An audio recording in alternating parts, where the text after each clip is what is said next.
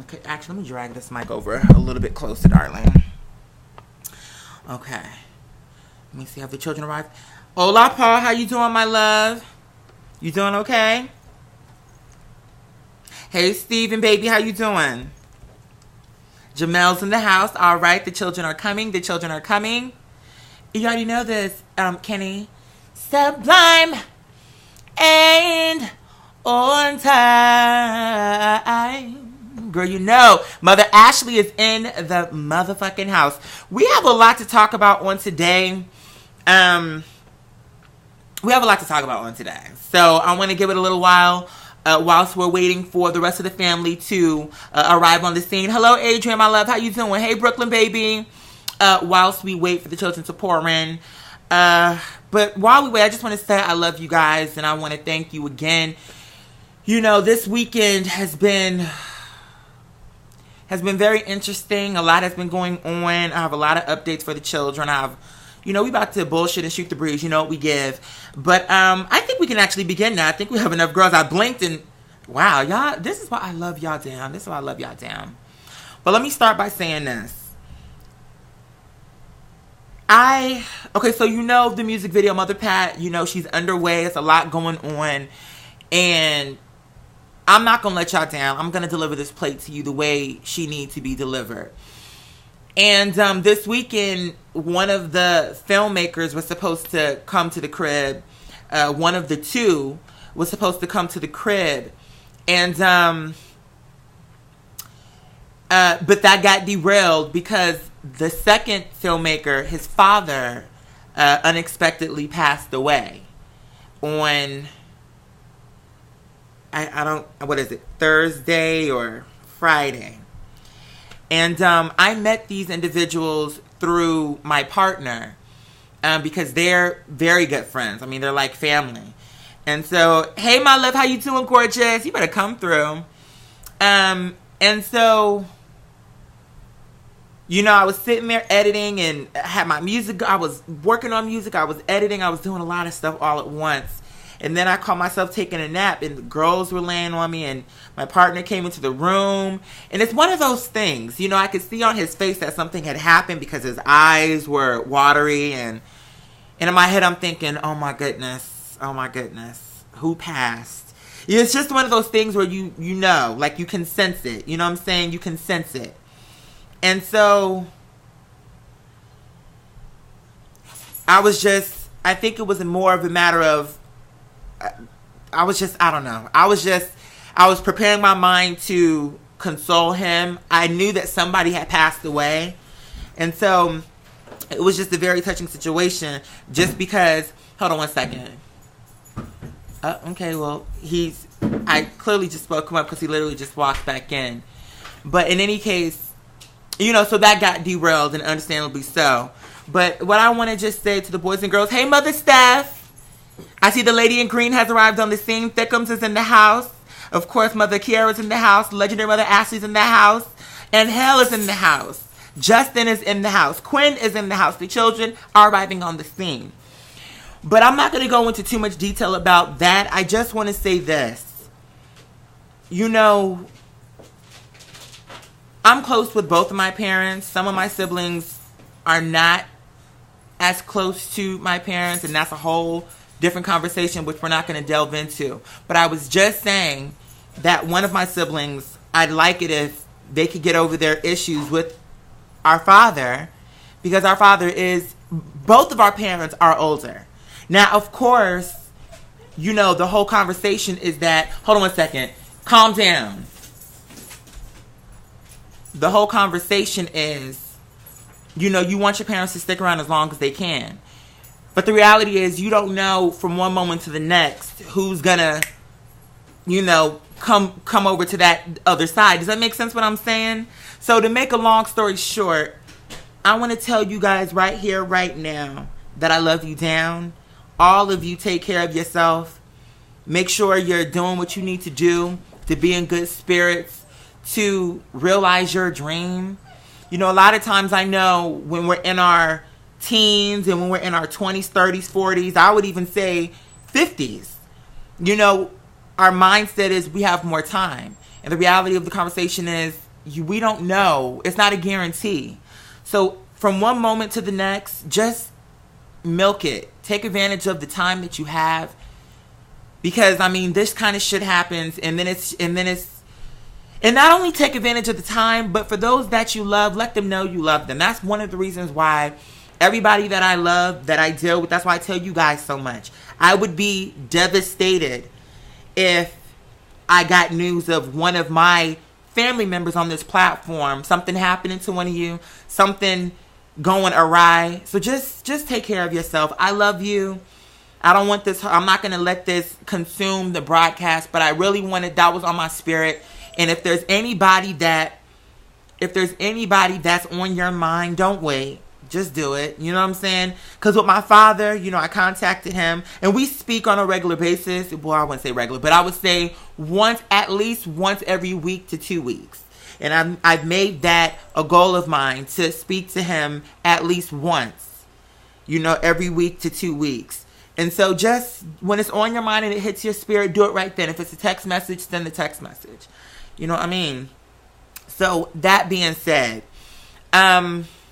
Mother Pat is still underway. The second filmmaker, he's in good spirits. You know, my partner and all of his friends, including the other filmmaker, went to his house, the location where he is, and everybody was there. I sent, you know, some flowers on my behalf and my partner's behalf, and letting him know whatever he needs, we're there for him, whatever the case may be. And but I have no doubt, because he's a trooper, and I never met his father, but I imagine if he was even a fraction of what his son is, I know he was a great man. But that being said, you know, I know he's going to still be on board for the project, and I can't wait to get everything popping. You know what I'm saying? I can't wait to get everything popping. Last night I ordered the last outfit for Mother Pat, and I'm putting in my head, I have the scenes and all the different stuff, and I have the different inspirations and the hair and the makeup looks, and it's just a big, it's like I'm exhausted, but I know that it's going to be what the doctor ordered once this plate is delivered to the boys and girls of the world. Real quick, let me read some of these comments. I see Tony's in the house. Is Legendary Mother Ashley and Father Darby. You know what? Mother Ashley is in the house. I don't know if Father Darby's in the house.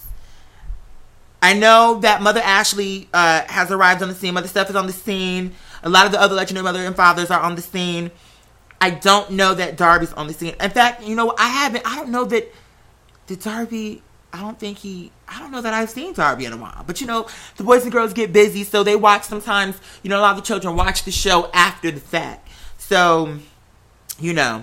And, you know, Ahmed, he just moved to Los Angeles, I believe.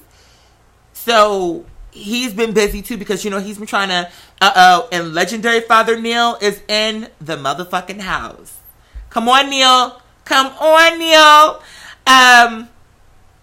You said I was just talking to Ahmed on IG yesterday. He serves so many looks on IG. He sure does. He sure does. He's giving you Arabian Nights meets JFK with his hair. Like, he's giving you a multitude of effects. Just like you, Mother Ashley, I feel like you're serving the boys and girls of the world a multitude of plates, and I feel like the girls just can't take it. So, you know, my prayer for him is that, you know, Los Angeles treats him the way that he deserves to be treated. I hope that he takes advantage of the resources that are there to get whatever he's trying to get off the ground, whatever that may be, because I'm not entirely sure what his goals are. But, you know, I hope that he finds serenity in whatever he's trying to do. I hope that he has the clarity of mind to get it done. That being said, girl, let's hop into some of these topics. Now, I got a tweet from, I want to say it was Eugene and Father Kenny on Twitter talking about the whole Philando Castile situation. And, girl, let me turn this shit. What is this? Girl, ain't nobody got time to watch this. Because this is just too motherfucking much. Girl, put this on Cartoon Network. Really, I would just cut the TV off. No tea, but, girl, I'm going to just leave her on. That's fine.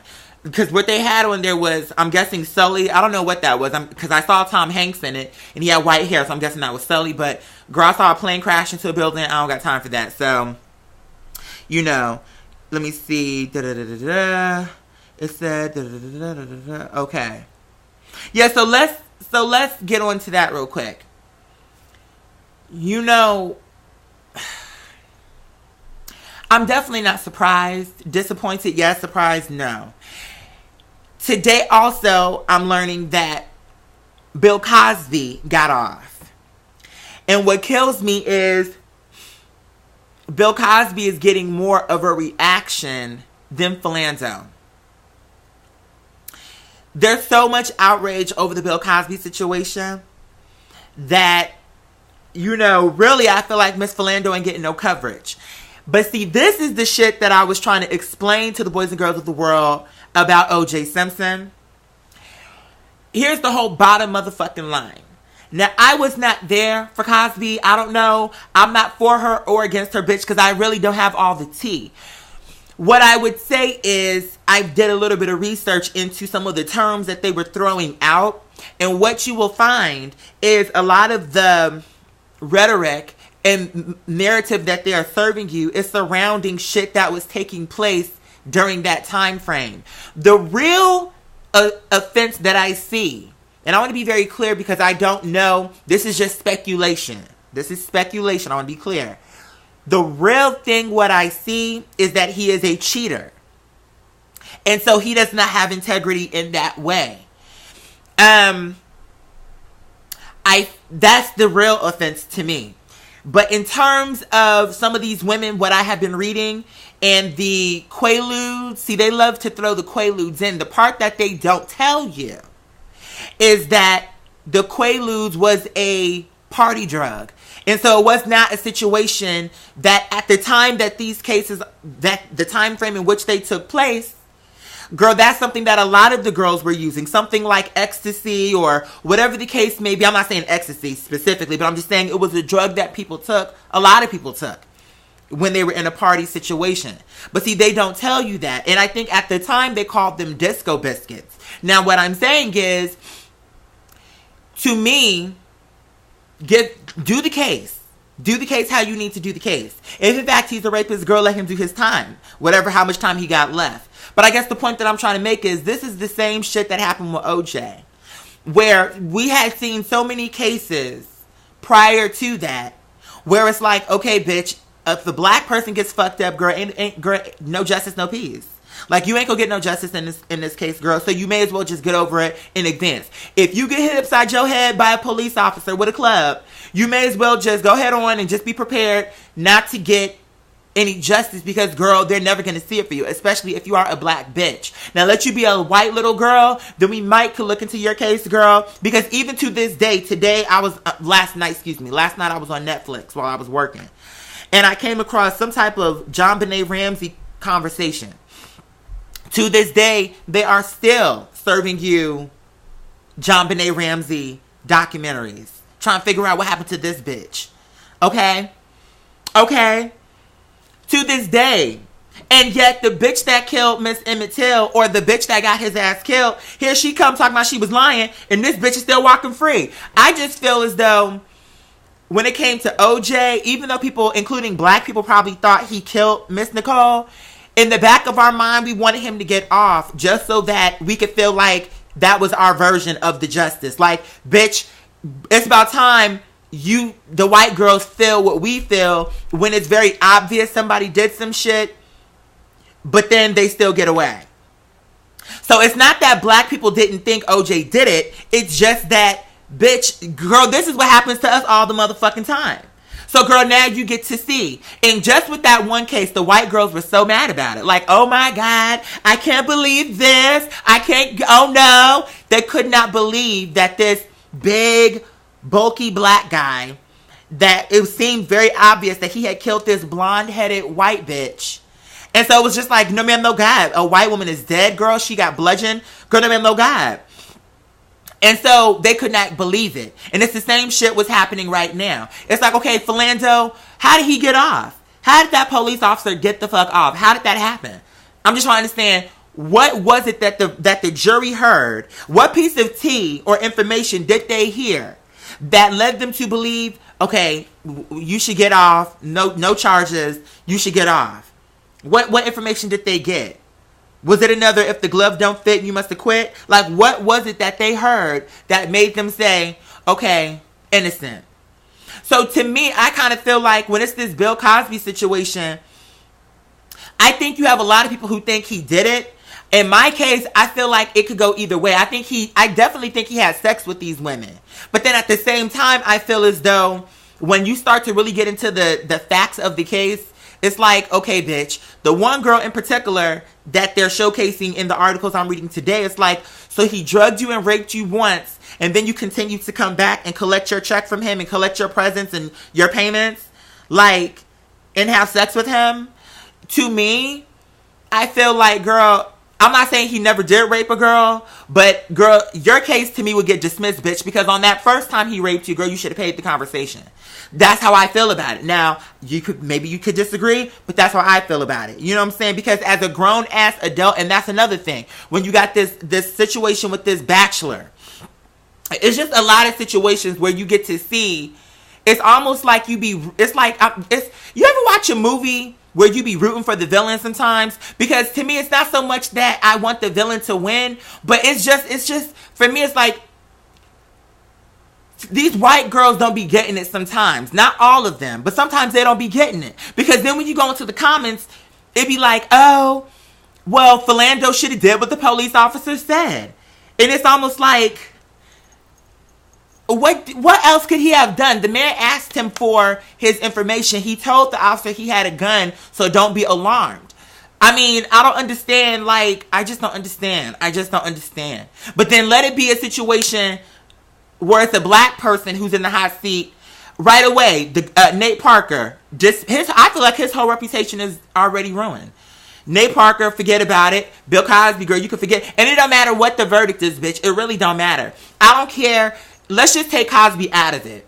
Any person, especially if you are, in my opinion, I think any person really, but especially if you are a person of color, girl, don't let nobody come for you and tell you. Or don't let nobody pop out talking about you raped them, girl. Because to me, I feel like it'll just be, people will always connect you to that. Even if you're found innocent, they'll always connect you to being a rapist. And so I just feel like, with Cosby, I'm torn because I don't know whether he's guilty or not. To be fair, I don't know. All I know is that the information what they're giving us, I have not come to a conclusion if I feel like that's enough. Because to me, I feel like the real thing is he's a cheater, and I think Miss Camille needs to leave his ass and take that check on her way out the door. Like, bitch, I stuck with your bald-headed ass all these motherfucking years and you was fucking these hoes in the streets? Excuse me, girl? While you was up here doing Fat Albert? Girl, you was up here in Studio 54 with these disco biscuits, bitch. No ma'am, no God. Let me file for divorce, and I don't think nobody would blame her. Because the gag is, Camille is still cute. It's Cosby who's ugly. Bill is ugly.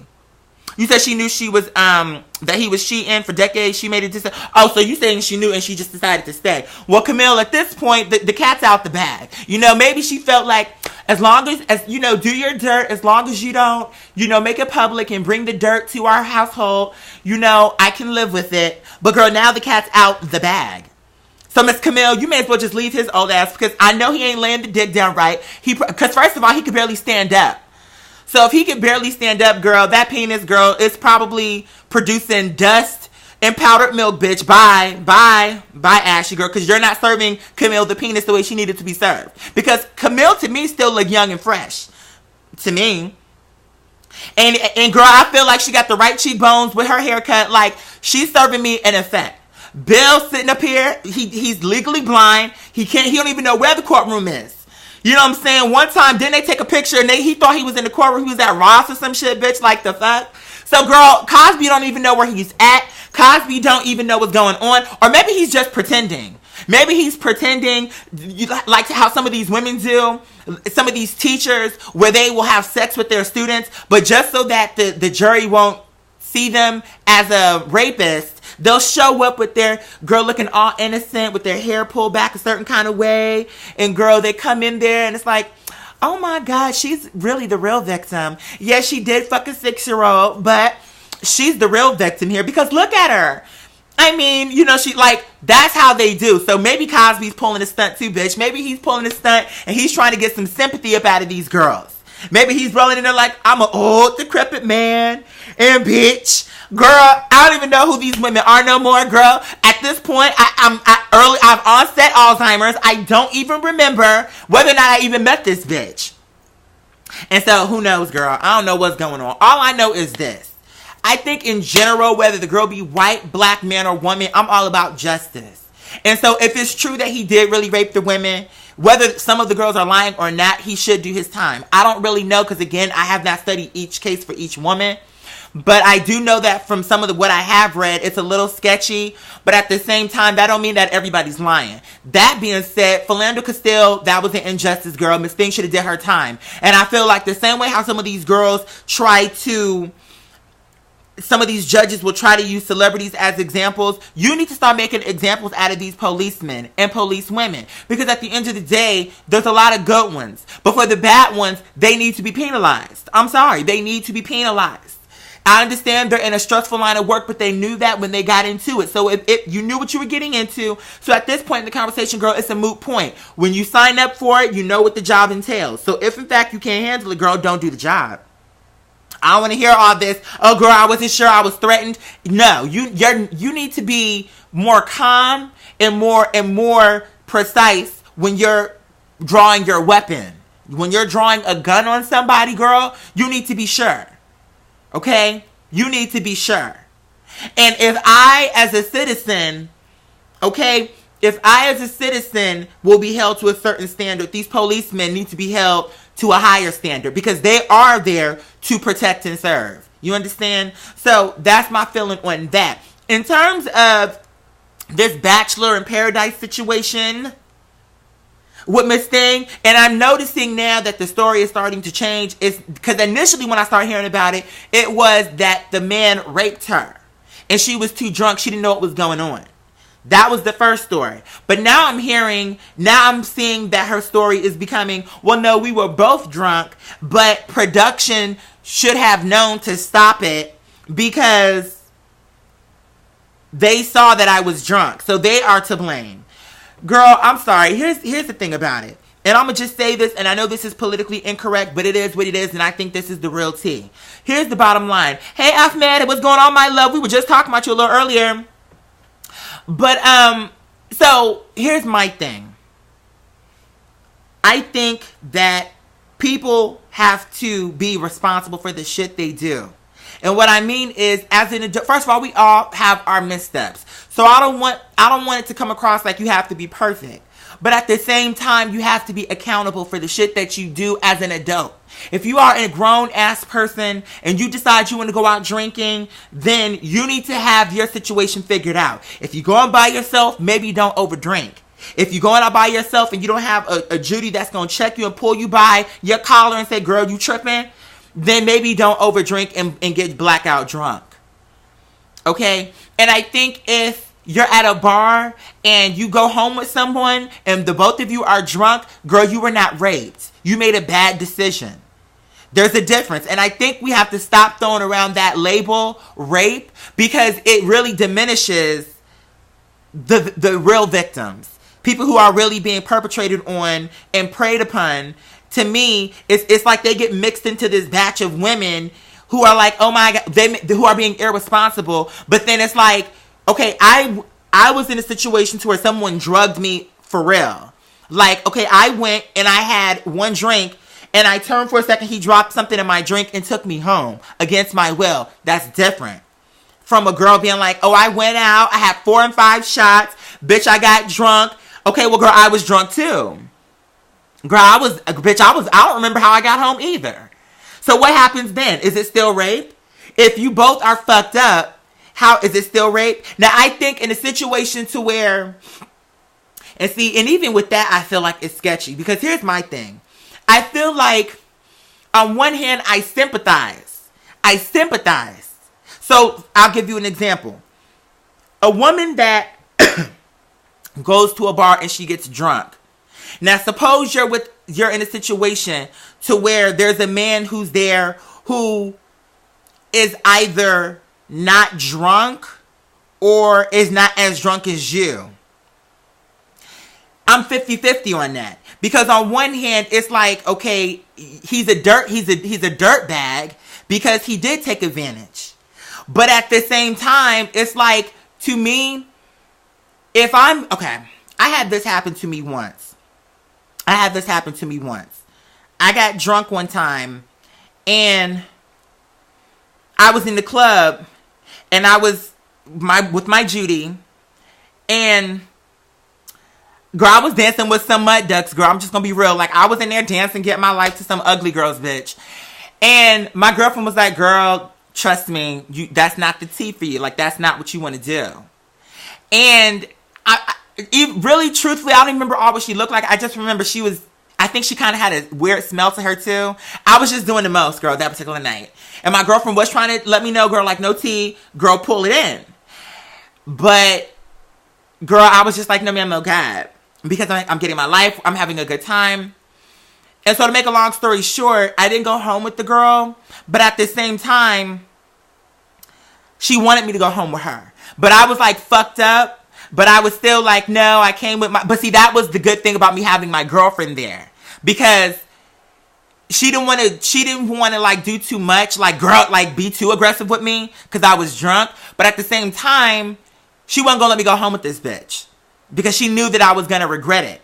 But here's the thing: if I had gone home with him, because the point what he was trying to say is, girl, that's an old, ugly, stank old man, like, and he was being like a creeper, where he was probably there to pick girls up. But at the same time, if I had said, oh, well, I want to go home with him, and even though I was drunk, if I had gone home with him and we had sex, did he rape me, or did I just make a bad decision? Because to me, it's like, if I get drunk and I hop into my car and I crash into a tree, did the tree violate me, or did I make a bad decision? I mean, do you see what I'm saying? Like, I feel like when you drink, it's something that when you go into it, unless you are literally drugged, I feel like you know what alcohol does. You know what alcohol does. So it's almost like, be mindful. Like, see how the alcohol affects you and then proceed. But I think we have to be careful, because it's like we take the burden off of the person who is choosing to, okay, let me get another one. Let me have two more. Let me have another one. We have to stop. We have to put more of the responsibility on the person who is choosing to do that. I mean, am I wrong for that? Oh yeah. Oh baby, I definitely am. I definitely am losing a little bit of weight, girl. You know I gotta be snatched from Mother Pat, girl. So I've been working out. I've been trying to get this diet together. My weight is coming down. My body fat percentage, because, you know, I go to the store and I do my thing. And so, anyway, let me read some of these comments real quick before I continue on with Mother Pat, because I didn't even finish giving y'all all the updates for her. But let me scroll up and see what Mother Ashley said. She said, when you make a decision to have one too many drinks, you are putting yourself in danger. Why would you consume so much alcohol? Yeah, that to me, it's like I have sympathy for the person. I feel bad for the person, because even if you made a bad decision, it's still fucked up that you were taken advantage of. But at the same time, being taken advantage of, to me, is not the same thing as rape. I mean, it's like, I'm trying to like articulate my point. Like, to me, when I think rape, I think against your will. That's what I think. When I think rape, against your will is what comes to the forefront of my mind. So rape would be, I didn't want to go home with him. I said no, and he did it anyway. Or I had no interest in this man. I was having a drink. As he was walking by, he stuck me with a needle and I passed out. Or he dropped something in my drink and I didn't see him. I passed out. He lied and said he was my boyfriend. He took me home and he raped me. Like, to me, that's when I'm thinking rape. That's what I'm thinking. When I see somebody who's drunk, you see it all the time. Like, you go to the club all the time. People get drunk. They start taking their clothes off. And you just shake your head like, girl, she gonna regret that in the morning. But You taking your clothes off and getting naked on the dance floor. Is it our fault for looking like and shaking our head like, am I a culprit? Or are you just making bad decisions right now? Because it's not my responsibility to watch after you unless you're a friend of mine. And there have been cases where if I see something, I will. Like, for instance, on an Uber trip, this girl was like super drunk. And we were going, it was my partner and myself, and the Uber had come in. I think this was the first and last time we ever did group Uber. Like the Uber where you pick up multiple people. And the Uber, he had called the girl to see like what her location was. And it was very obvious to me that this girl was like super drunk. And in my mind, my concern was in her voice, the way she was talking. I'm like, this is her last call before she is checked out. So even though it was out the way, I was trying to help him find her, because I even hopped on the phone and was trying to help him find her, because I knew that this was like her last call. This was her last conscience, and I wouldn't even call it conscience, but this was the last drunk call that she was going to make before she came to the next day. So, and he had a thick accent, like he was not, like he was maybe Jamaican or Haitian or something to that effect. And so I was on the phone with her, like, sweetie, where are you? What are you wearing? Like, whatever. So anyway, by the time we got to her, she got in the car. She was in her underwear. Like, oh, my friends left me. And she was holding her dress or her skirt or whatever it was. She was holding it to her. But she had taken off her clothes. And she was sitting there like, oh, my friends left me. And this, that, and the fourth, I don't know where. And she was very rude. And she was very disrespectful.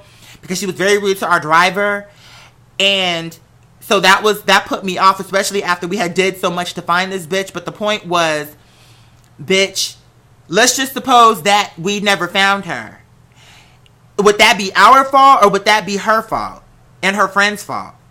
You see what I'm saying? Like, the responsibility can't be put off on everybody else. And that's the problem that I feel we are as a society, is people want to put the blame off on everybody else. Oh, I'm married, and I would have never done that if I hadn't drank all those drinks. Okay, so there you go. There's the answer to your problem. You were married. It was your responsibility to protect your marriage. And so you just said, in my right mind, I never would have slept with you. I never would, if I had never had those shots, and if I had never had that tequila sunrise, I never would have went home with you. It was just because I was drunk. So, but if you know that, then why would you drink that much? Like, if you know when you drink you get flirty, then maybe don't drink so much. I don't know. It's like, why is it up to everybody else to be like, oh no, you're drunk, girl, no. Because here's the thing, if the person is attracted to you and you're all up on them, kissing them on their neck, because I've seen that too. Like, I've seen drunk people be super drunk and they be wanting to be kissing all up on you, touching all up on you. They're in love with you. It's like, you have to be responsible, girl, because it's not up to everybody else. It's just people love to blame their personal problems on other things. So, that's all I'm saying. But here's what I will say too. For the women that say they were raped and then it turns out that they were lying, I think that woman, whatever the penalty would have been for the man if he had actually raped her, I think it should be that same punishment for her for lying about it. Because that's nothing that I take lightly. I think that's a character assassination if it's a lie. Because that's something that follows you around. And I think that if in fact it turns out this bitch was lying, then you need to do the time. Like, why? I feel like most of the time the women, when it turns out it was a lie, what happens? Okay, what's the next step? What's the next step? Because you tried to ruin my life, girl, and you need to suffer the consequences of that too. I don't understand why people don't get that. You know what I'm saying? And if he raped you, he needs to do the time. But if you're a lying girl, you need to do the time. That's just the bottom line. I had a friend's brother go to prison because a girl lied on him. He was so sweet, and I felt heartbroken that he was framed. Yeah, it's like, and these lying bitches need to be thrown in jail so that we can make way for the real victims, the real people who are being taken against their will, the real people who are being raped, not people who are just like, oh girl, I got too drunk and I made a bad decision. That to me is different. It's like I be feeling bad for them because I I'm not saying that it's not a regrettable situation, but I don't know that in my mind, for me, I don't know that I see that as a rape. You see what I'm saying? It's just like, if I had gone home with that man that night that I was telling y'all when I was like being too much, then I would have been so mad at myself. Like when I woke up and would have saw her, I would be like, oh my God, oh my God, oh my God. Like I would be so mad, and girl, I would leave out in shame, but it wouldn't be on him. It would be on me. Like, bitch, what the fuck was I thinking? Why did I do that? Like, why did I let myself get to that point to where I'm at this bitch house? That's how I will be. That's what my logic would be. I would be mad as fuck, but I would be mad at me. Like, I would be pissed at me for doing something stupid. That would be my mindset. But let me read some of the comments real quick. Let me scroll up. Ashley says, okay, I read that comment. Lyft is the same thing as Uber, just another company. Oh, okay, yeah. I think I saw Ahmed use something, say something about Lyft. But, oh, okay, the comments keep scrolling up. Y'all know what it gives. Let me see. It says, when I'm drunk, I can still recall and make sense of things. Me too.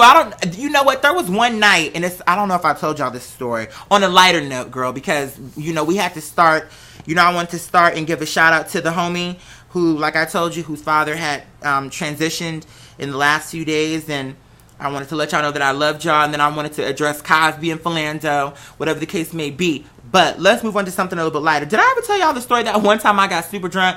Girl, let me tell you what happened. So, bitch, I got super, super drunk. Oh, hold on. Let me tell you another thing what I consider to be rape. Let me tell you one other thing that I consider to be rape, and then we'll move on. I do think that if a bitch is blackout drunk, and let's just say you're at a party and they're drunk and they're sleeping in the bed drunk, if you have sex with that person, that is a rape. I view that to be a rape too. Because that is a situation to where it's not like she was saying, it wasn't like she was being a sloppy drunk trying to get up in your drawers and y'all had sex and now she regrets it. If she is like passed out where she's in the bed, because what was I watching? I think it was Adult Chicken. Not Adult Chicken. Is that what that show was called? Robot Chicken. I was watching Robot Chicken, and there was a situation. And one thing about Family Guy and Robot Chicken, they make a lot of like pedophile jokes and a lot of rape jokes, which I'm not really a fan of personally. They do a lot of that. I noticed they have a lot of rape scenarios in Family Guy and a lot of rape scenarios in Robot Chicken where it's like a joke. And I mean, I guess in life, anything can be turned into comedy. Racism, homophobia, ageism, sexism, sickness, bullying. Like, there's a place for comedy in anything.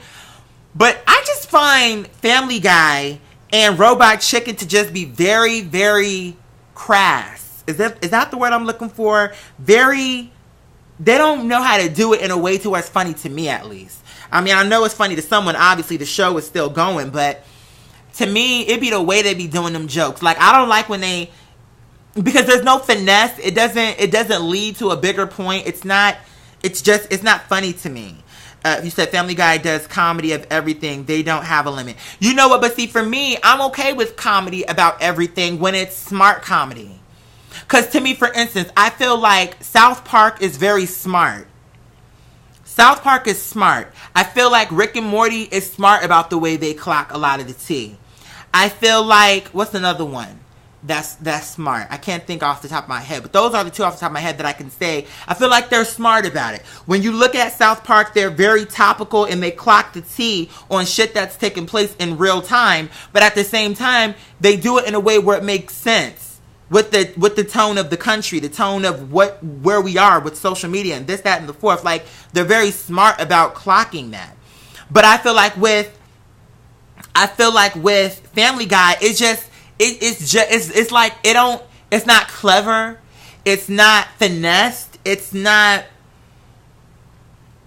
I don't know. I just don't find Family Guy to be that funny. I don't like the way they treat Meg. It's not funny to me. Like, it's not funny to me. Like, I very rarely, and these days, anytime that show comes on, I just click to something else. It's not funny to me. You said, anyone watched F is for Family on Netflix yet? You know what? I tried to watch it, Ashley. I watched like 2 or 3 episodes. Maybe I need to try it again. No, I think I watched like 2 episodes. Maybe I need to try it again. I like BoJack Horseman, I watch that show when they come out with the seasons. I do enjoy that show. It's eye-opening what Family Guy does is actually what goes on in the country. But, you know what? I would agree with that. But the only thing is I feel like they do it in a very childish way to me. Like, the humor to me, it's very rarely funny. Like, I find that I very rarely laugh at Family Guy, personally. Now, I know a lot, obviously it's a matter of taste and opinion, so it's not right or wrong. I'm just saying, for me, to me, their brand of comedy, so I'll give you this as an example. They don't know how to make the joke funny without flashbacks. To me, okay, have you ever seen a movie where, what do you call it? Is it slapstick? Is that the word I'm looking for? Slapstick? Where it's very literal.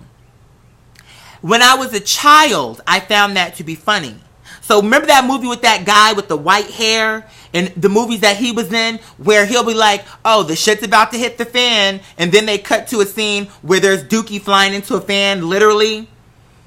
I remember there was a movie called Airplane that I saw as a child. And I remember thinking that shit was hilarious. Like, oh my God. Every few seconds I was screaming. Like, screaming at full projection at this movie. Because it was so funny to me that they would say something and then it would be the literal thing would happen. So I can't even think of anything on the spot. But it would be so literal. And then, but as an adult watching movies like that, I find it's very rarely funny to me because it's not, to me, what makes shit funny is when it's like finessed, unexpected. So it's when somebody says some shit where I'm thinking they going left, but then they end up going a different direction with it. And it's like a surprise to me. It's funny because it's real. It's funny because it's unexpected. It's funny because it's smart. It's funny for a multitude of reasons. Family Guy only works because it's a cartoon. If you were to take Family Guy and make it into a movie with real life people and use that same formula, I think it would go from being funny to cheesy because it's so, like, literal. You know what I mean? I don't know if I'm explaining that the right way, but it's just they're not smart about the way they do it, and from my perspective. It says, I have a question about older comedy shows. What's your question, my love? Did I like Sausage Party? You wanna know what? I really did not like Sausage Party. I thought I was going to like Sausage Party, but she was another one that, I mean, there were like maybe 2 or 3 moments where I laughed.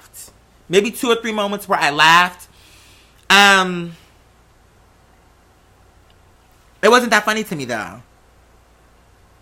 And you know what? I probably would laugh more if I was blazing this blunt, too. But, and actually, I did hit the blunt. And she still wasn't that funny to me, honestly. So that's telling you something. Example, Millions of Ways to Die in the West. People hated it. It's Thickums. Was that a situation where it was too literal? Like, literally, like, super literal? American Dad is way, in my opinion, funnier than Family Guy. Because first of all, what makes it funnier to me is that okay, so here's what makes it funnier.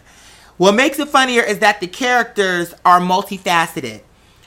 There's not only multifaceted, but their relationship with each other is complementary. So what do I mean by that? Although Haley is the black sheep of the family, they still love her. They still protect her. They still defend her. In Family Guy, they have no redeeming qualities when it comes to how they treat Meg. There's no rhyme or reason why they hate her so much. And there's no rhyme or reason why she sticks around. Because they treat her so bad. It's almost like, who would stay in such a vicious, I mean, it's so mean-spirited. It's not even like kinda mean. It's just like flat out mean. You wouldn't even treat a stranger the way they treat Meg. You wouldn't even treat a bitch you don't like the way they treat Meg. I mean, they treat her so bad. Does anyone think Roger is bipolar? I think Roger is the comic relief. And what makes Roger, to me, funny is that they set up this scenario with everybody else. But then the other cast members have to act within those perimeters. So like, okay, I'll just give an example. If we're going to the store and we're buying a loaf of bread, Roger and myself, it's like, okay, so the dilemma for me is, are they going to have the bread that I like, right? There's one loaf of bread left, and I'm just making this up off the top of my head, so hopefully this makes sense. But let's just say the loaf of bread, what I want, they have one left. Now, I bring whatever I bring to the conversation in that moment. But what's going to make that moment funny is when we get to the grocery store and the loaf of bread is there. It's like, okay, so the bread is there. But as I'm pulling up, some random bitch pulls up and grabs the bread before I get to it. Now, in that scenario, I have to act within that like, okay, well, she got it first, so I'm fucked. But Roger doesn't have to play by the rules. Roger, what makes it funny is that Roger is going to do what he has to do to get that loaf of bread. So, whereas the character, it's because of me, there's a story there. But Roger is what brings color to it because, okay, the loaf of bread is taken, so I'm mad about it, but I'm not going to do anything about it because what am I going to do? She got to it first. I can't demand her to give me the loaf of bread, but Roger can. And so Roger will turn into a character and somehow bullshit his way into this bitch cart. And before you know it, not only has he taken the loaf of bread, but girl, he got your wallet, your keys, and now we're driving home in your Mercedes. You see what I'm saying? That's to me what makes Family Guy, or excuse me, is it Family Guy? Not Family Guy. American Dad. That's what makes American Dad funny to me. Is that they're just smarter about it on American Dad than they are on Family Guy. It says like Adventure Time, just because they built a whole world with characters that actually have some complexity. You said, I miss your Instagram TV reaction. What? Stefan, what video did I do? I have to go back. You want to know what, you guys? Here's the thing. Mother Pat has just been dominating my time. You know what I mean? In terms of, because I need this video to slay. And yo, the shoes, girl, the shoes, the looks. It's like I'm so tempted to tell y'all what it looks like, but I almost want you to just like get into it when you see it like, bitch, come through. I miss those movie reviews too. On Instagram, I used to do movie reviews on Instagram. I was waiting on the Dollar Tree haul. It's so much comedy. You know what? And I'm gonna do one. Somebody has suggested, Mother Ashley, in the comments that I do for Patreon one. But I thought, you know what I'll do is I'll do a Dollar Tree haul, do it for early release, and then I'll serve it on the main channel. That way we can bring some new family members on. It's like, it's not Cooking with Q, but it involves food. And then, that way we can kind of keep the content flowing. But, on YouTube, when I used to do movie reviews, well, maybe I'll go back to doing a movie review. Because, I got my little handheld, little camera girl, like I did when I was reviewing The Mulligans. I went and bought one so that I could do car vlogs. So I really need to just get back on it. It's like, I got so much shit that I'm trying to serve to y'all, and I'm really trying to streamline from Mother Pat so that it could be done right. But all I know, here's what I can tell y'all.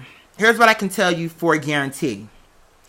Universe willing, as long as I am here and the universe graces me with more time, I'm about to deliver this shit. And in my mind, I'm trying to prepare myself because I feel like this shit's about to blow up, you guys. Like, in my mind, the more that the pieces start to come, okay, this piece, and it's like unique pieces, quirky pieces, the shoes, this.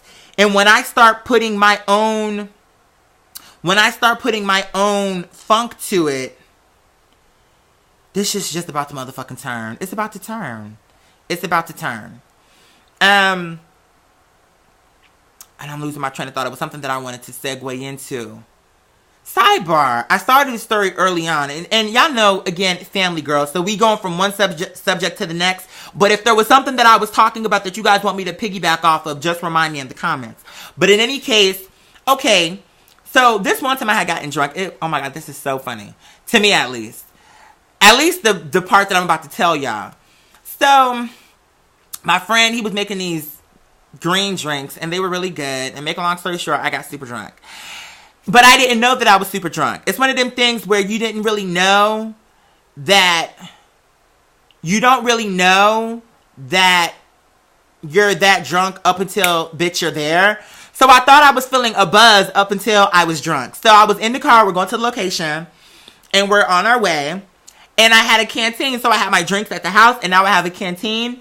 You know, and I have whatever the mix was in my canteen. Then we arrived on the scene. Now what it was is I guess somebody was moving to Los Angeles. And so they were having a going away party. And so, girl, we were there. And I think when I got there, one of my associates had fixed me a cranberry vodka. And so at this point, girl, now I'm drunk. Okay, so I was buzzed, girl, but now I'm drunk. Okay, Buzz Lightyear to Bud Light, bitch. Okay, so now I'm drunk.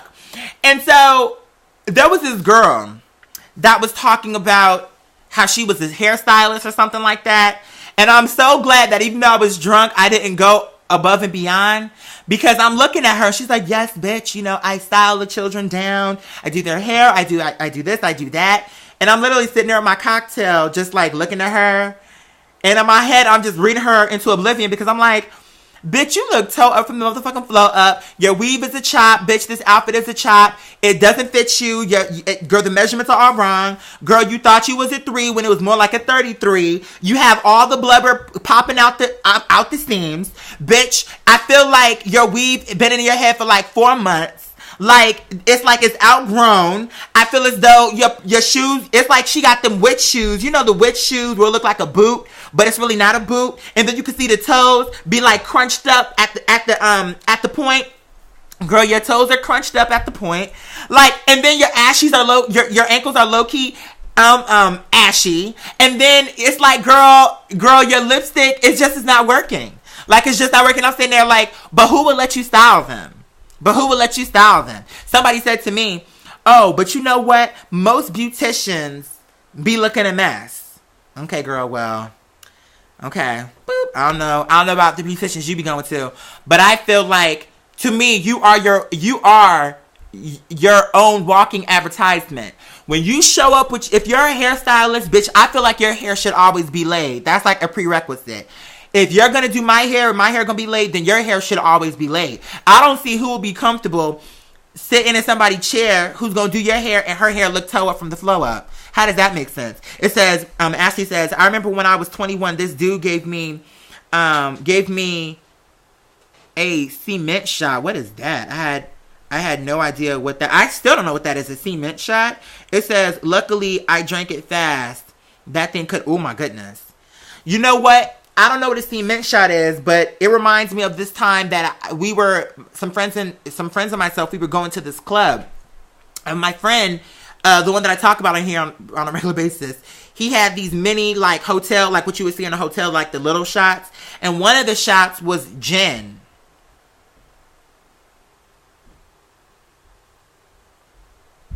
That's not how it happened. I thought that, okay, no, hold on. He had many shots. We went through the many shots, and then we had this, that's what it was. We went through the many shots. I had purchased this cheap-ass bottle of gin one time because I'm not an alcohol person. So I picked it up just to do something different, but I had never ordered gin before. And so I had it, and it was like a cheap brand, and it was warm. And so they said, girl, take it to the head. Before we go to the club, girl, take it to the head. And girl, I took it to the head, and the moment it hit my throat, I felt my entire stomach contract. I felt my throat stretch out like I was about to throw up. Never again. I don't like gin. Because it tastes like gasoline. Gasoline and grass, bitch. It tastes like you just cut the line. That's what gin tastes like to me. It says, a hairstylist should have their hair laid for the guys. Exactly. It says, I feel like it's hardening in your mouth. Ew. Hell to the damn no. Girl, no. It said, had my first club experience last month. Come through. It says, it's normal to see... Oh, is it normal to see people passed out in the stalls in a dirty club bathroom? I wouldn't say that it's normal, but it's like it's not normal, but it's normal. I don't know how to explain that, but again, this is what happens. And I think that people need to have a plan in place when they go out, bitch, because at the end of the day, girl, you going out and you looking crazy. It says, I can't see me clubbing, no shade.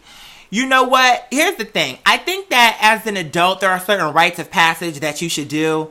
I mean, whether you do them or not is your own choice, but I do think there are certain rites of passage that you should do. One of those things for me was going to a club. Another one of those things is owning your own car, owning your own place, or being in your own space. Another one of those things, having a drink. And then for me, smoking at least once. But that's me. That was me. Now, it just so happens that I prefer weed over alcohol because I feel like with alcohol, it takes so much for me to get drunk. I will say, once I am drunk, it's fun. But I don't particularly like the taste of alcohol, truthfully speaking.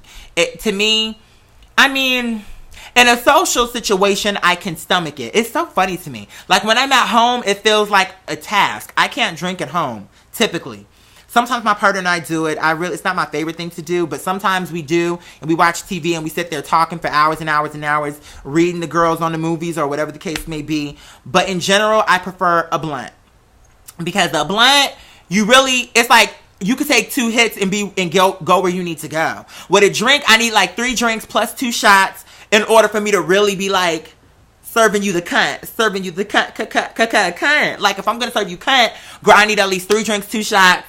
And it's so funny because when I be out and I be like, yes, can I get a Moscow Mule and 2 Fireball shots? People be like, oh, thank you so much for ordering me a shot. I be like, girl, I can order you one, but those are for me.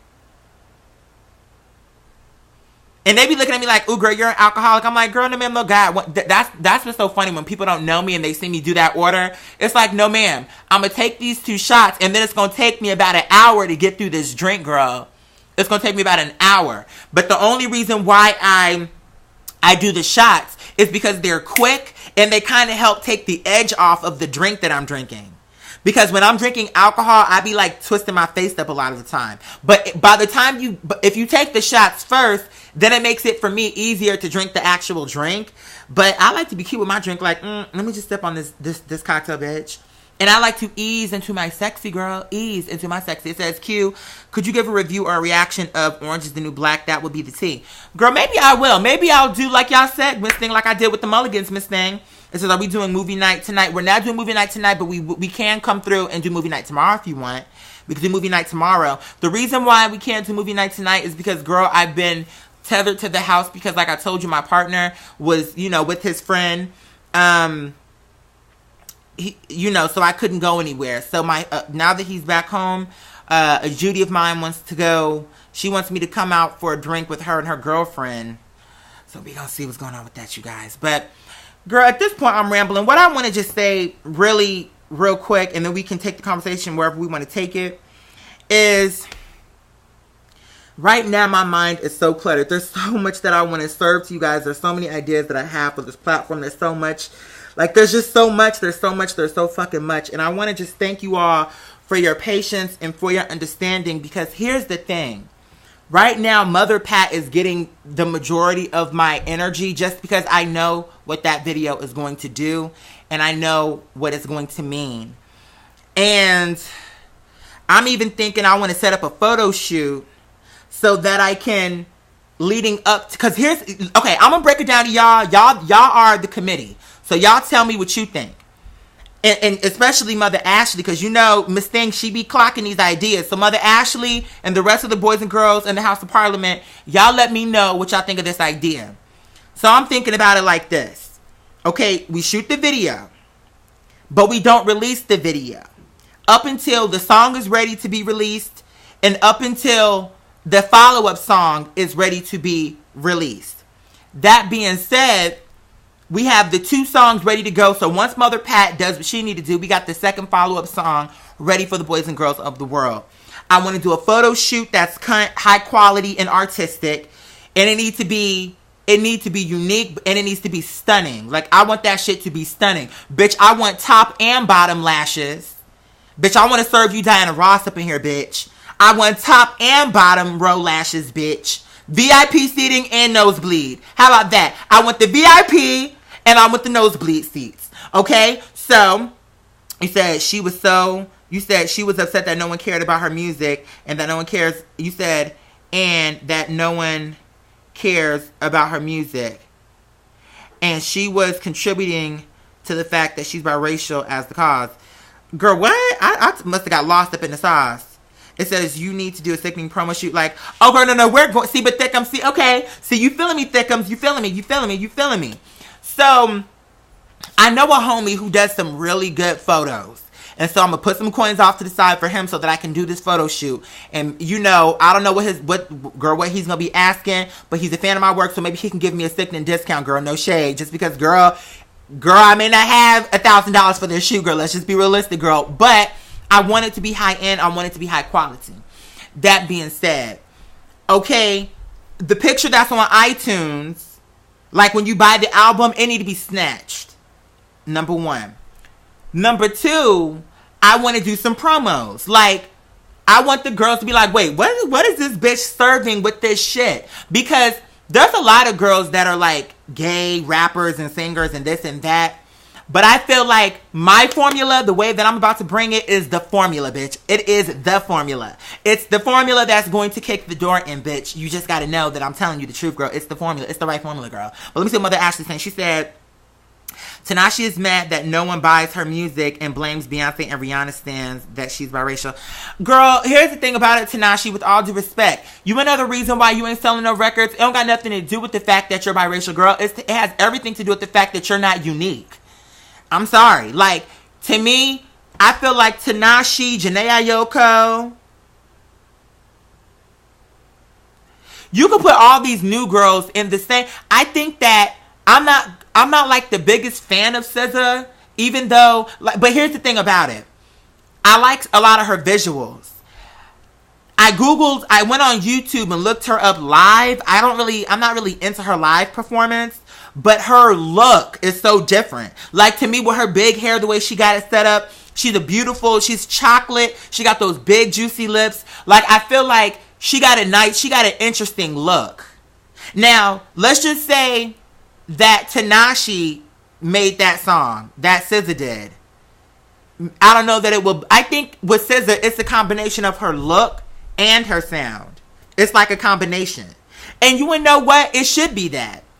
I think it should be. Artistically, I think when you're, for instance, think about all the biggest things. All of it.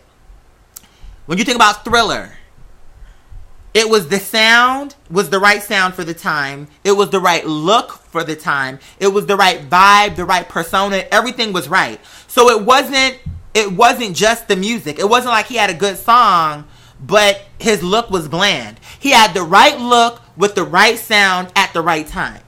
When you look at the Beatles, when you look at Elvis, even though I may not be a huge fan of Elvis like that, the point is all of it was right at the right time. Tinashe don't got the right look and she don't got the right song. That's it. You got that generic weave. Let me tell you something about Rihanna. When Rihanna first came out, she was trying to give you Caribbean Beyonce. And it did not work. What happened was it came down to Tierra Marie and Rihanna. And they said, one of these hoes got to go. They said, girl, we're going to hold on to Rihanna. Or I don't know if they said this, but I imagine this is what happened. They probably thought, we're going to hold on to Rihanna because Rihanna is more unique than Tierra Marie. And we could probably milk this a little bit further.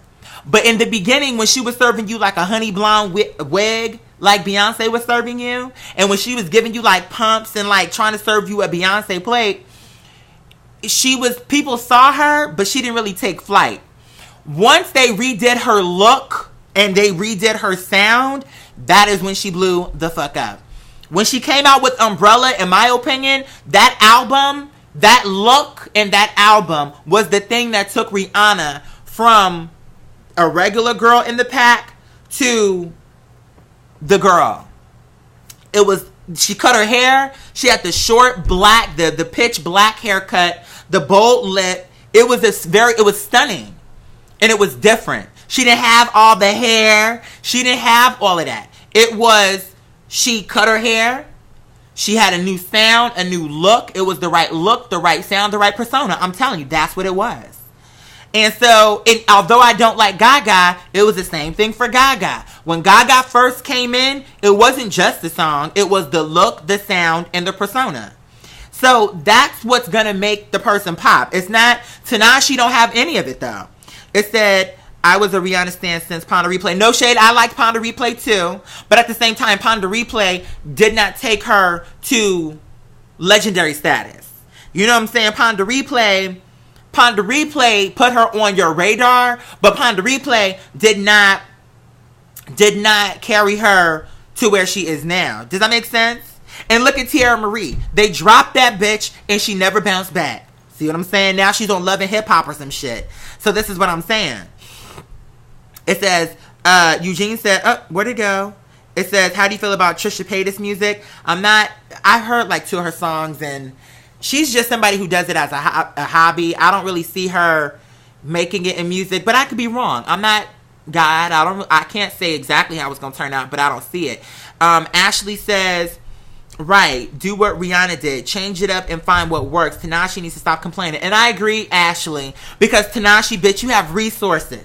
You have bitches out here that are trying to get off the ground to get to where you are, bitch. You have resources and you sitting up there crying about it. Girl, calm down. Figure out what works and let's keep a motherfucker moving. When she did Rude Boy, she went back to her island style again. See what I'm saying, Ashley? Like, and you want to know what? When I do Mother Pat, I'm going back to my motherfucking roots of all of this shit. When I first started doing music and I first started, because with this project, what I'm working on now, and I thought, I'm like, maybe I should name this project the Collective Boom, bitch. The Boom Collective. Some shit, bitch. Because this is going to be the ultimate boomist thing. No tea. But my point is, in my mind, the same way how I paid very close attention and detail when I was formulating my platform here on Patreon is the same shit I'm doing with Mother Pat. Like, when I wake up, I'm thinking about the looks. And in my head, I'll be stitching these looks together. I'll be wearing these pumps around the house, making sure just to kind of bring me back up to speed on how to... And first of all, I've never walked in no pumps that high. Because when I tell you these pumps be high, I feel like I'm looking down at everything. Like, these shits are motherfucking high. And bitch, I damn near broke my ankle day number 1. Girl, I rolled my ankle day number 1, bitch. Girl fell over and flew on top of this kennel, bitch, day number 2. Bitch, I flew onto the wall day number 3. Bitch, cut my toe day number 4, bitch. I don't give a fuck. Because it's like I'm going to deliver this plate. And won't nobody be able to deny the plate what they just received. Because when I show up, when I tell you this hair is going to be so luxurious, girl, I'm fixing to serve you looks, bitch. I'm serving you headpieces, flowers, buns, this, that. Like, I'm serving you the look, what you need. Trust me. And so, it's going to be the right look, the right sound, the right persona at the right time. Trust me when I tell you. So, oh, you think Sublime should be the name? Girl, come through. Come through, Sublime. Because bear in mind, I'm still working on, because I'm going back into it because I've been working on the theme song when I open my videos. Girl, she's going to be on the project. Dance Blind. Dance Blind. What? Dance Blind. Delivery still blind and on time. Girl, I can't wait because here's the thing about it too. You know, I was watching SZA. Because sometimes I study these girls. Like, I'll go and watch a Beyonce concert. And I'm like, okay, I see. And you would know one thing that I noticed? Beyonce pulled some tricks from Aaliyah. And I didn't even notice it. Because she got it from Aaliyah and Mariah Carey. Because I feel like... But really, she got it from Aaliyah. No tea. She really got it from Aaliyah. Because although Mariah Carey did it too, I feel like to me, it's more Aaliyah than it is Mariah. And let me explain. I was watching. Now tell me I'm lying. Go to YouTube right now and tell me I'm lying. Go to the music video for Aaliyah, We Need a Resolution. And in that video, I feel like Aaliyah was really serving you like dancing with the hair flowing in the wind like that. Like, that's what she served. That's some shit that I thought Mariah brought to the table, and she did. But Mariah is not a dancer. Mariah is just like, I'm going to just stand here and let this wind blow across my face. But Beyonce took, I like the way it looked when she's dancing and the hair is moving. Because who was doing that before Aaliyah? I mean, maybe there's somebody else that did it and I'm just overlooking it. But was there anybody else that was like giving you choreography with the hair like flowing in the wind? Did Janet serve that? Because I feel like when Janet did it, it was just like Rhythm Nation type shit, like a robot. You know what I mean? It says, remember when Chris Brown said, Tanashi, ooh. He do need some help, girl. Chris is going through some changes. Ooh, who's calling me, girl? Call has been declined. Stop calling me, girl. Especially when I'm sitting here with girl, who's on my line? Girl, is she crazy? Don't get on my line, girl. Unless, now they done canceled on my damn show. Where is my show? Girl, where is the show? Okay, I was about to say. Yeah, I feel like Chris Brown, he's going through some things. Is that Brucey from... okay. It says Chris is going to be unsung. Yeah. But you know what? What you gonna do? I think he never really bounced back from his career. I think it's like, I know what's going on, but I don't know how to explain it. It's like, I think he probably felt like, I've had nightmares about me disappointing y'all or doing something that I feel would be a disappointment to my team. Like, and so, I'm trying to put this into words.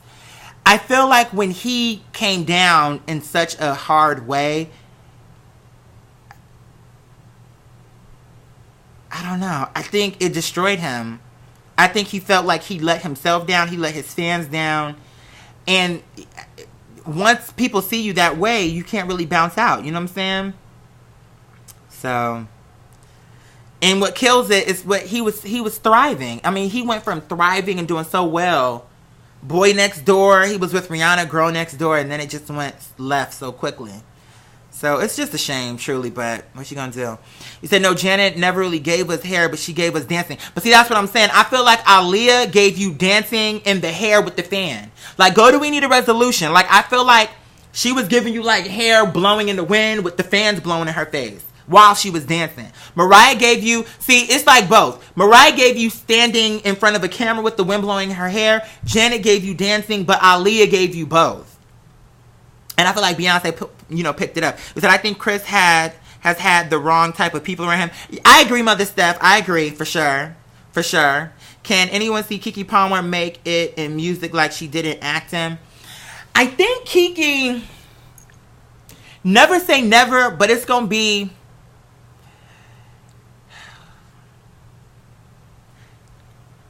She gonna have to figure out what formula is gonna work. Because I think she got a stage presence, but she's like Raven-Symoné to me. It's like she make music, but who's buying the album? It said, would you ever go on Wendy to promote? I don't know. One thing that I thought about, you guys, is when I do make it, universe willing, I don't know that I want to do all of that shit. I think I'm more into like doing like interviews that are like podcasts and like that end up on YouTube, like The Breakfast Club or like Vlad TV or some shit like that. I don't know that I'm pressed on going on Jimmy Kimmel and like those type of shows. I don't know. I'm not saying that I won't do it, but I think I would be more comfortable doing like podcast formation. You said she want to be different so bad. You said something about Keke seems a bit off. No, but you know what, Mother Steph? I think I said that once upon a time. I something did happen to her. I don't know what, but something's going on with her. Get a legendary Sia wig full of dreads. Girl, I cannot with you. She said full of dreads. It says, Carter, do you like Kelly Ripa or is she a turd? I'm not going to say she's a turd, but I don't see her or not see her. She just is. And I think with Kelly Ripa, she the type of bitch that can't stand on her own. You would know what's so interesting? Last night, I was watching my sizzle reel where I edited all those clips of some of the shit that I have done. And it was so interesting to me because I thought to myself, you know what is crazy? My supporters have never seen me interact with other people. And then, I thought, oh, you know what? They have, because they saw me with my sizzle reel. So I went on down to my sizzle reel, and you want to know what? Let me put it like this. My first interview that I did, I'm thinking 2 interviews. There was one that I did on a radio station in like fucking Oregon or some shit. I don't even remember where it was. And I think I have that on YouTube. But I did a radio interview years ago, and then I did an interview with Lonell of 3LW TV. And Ahmed, I'm gonna address what you. Don't let me forget your question, because I thought about that. But so I did a 3LW interview, a 3LW TV interview with Lonell, and then I did this radio interview, and I've also done Pop Trigger, that's for sure. But and Mother Step is so funny, because let me tell you something. When I think about that interview that I did with Lonell, it's so funny. Because first of all, I love Lonell. He's always been very kind to me, so I have nothing negative to say about him. He's always been very kind to me. But in that interview, I remember feeling that I had to be on.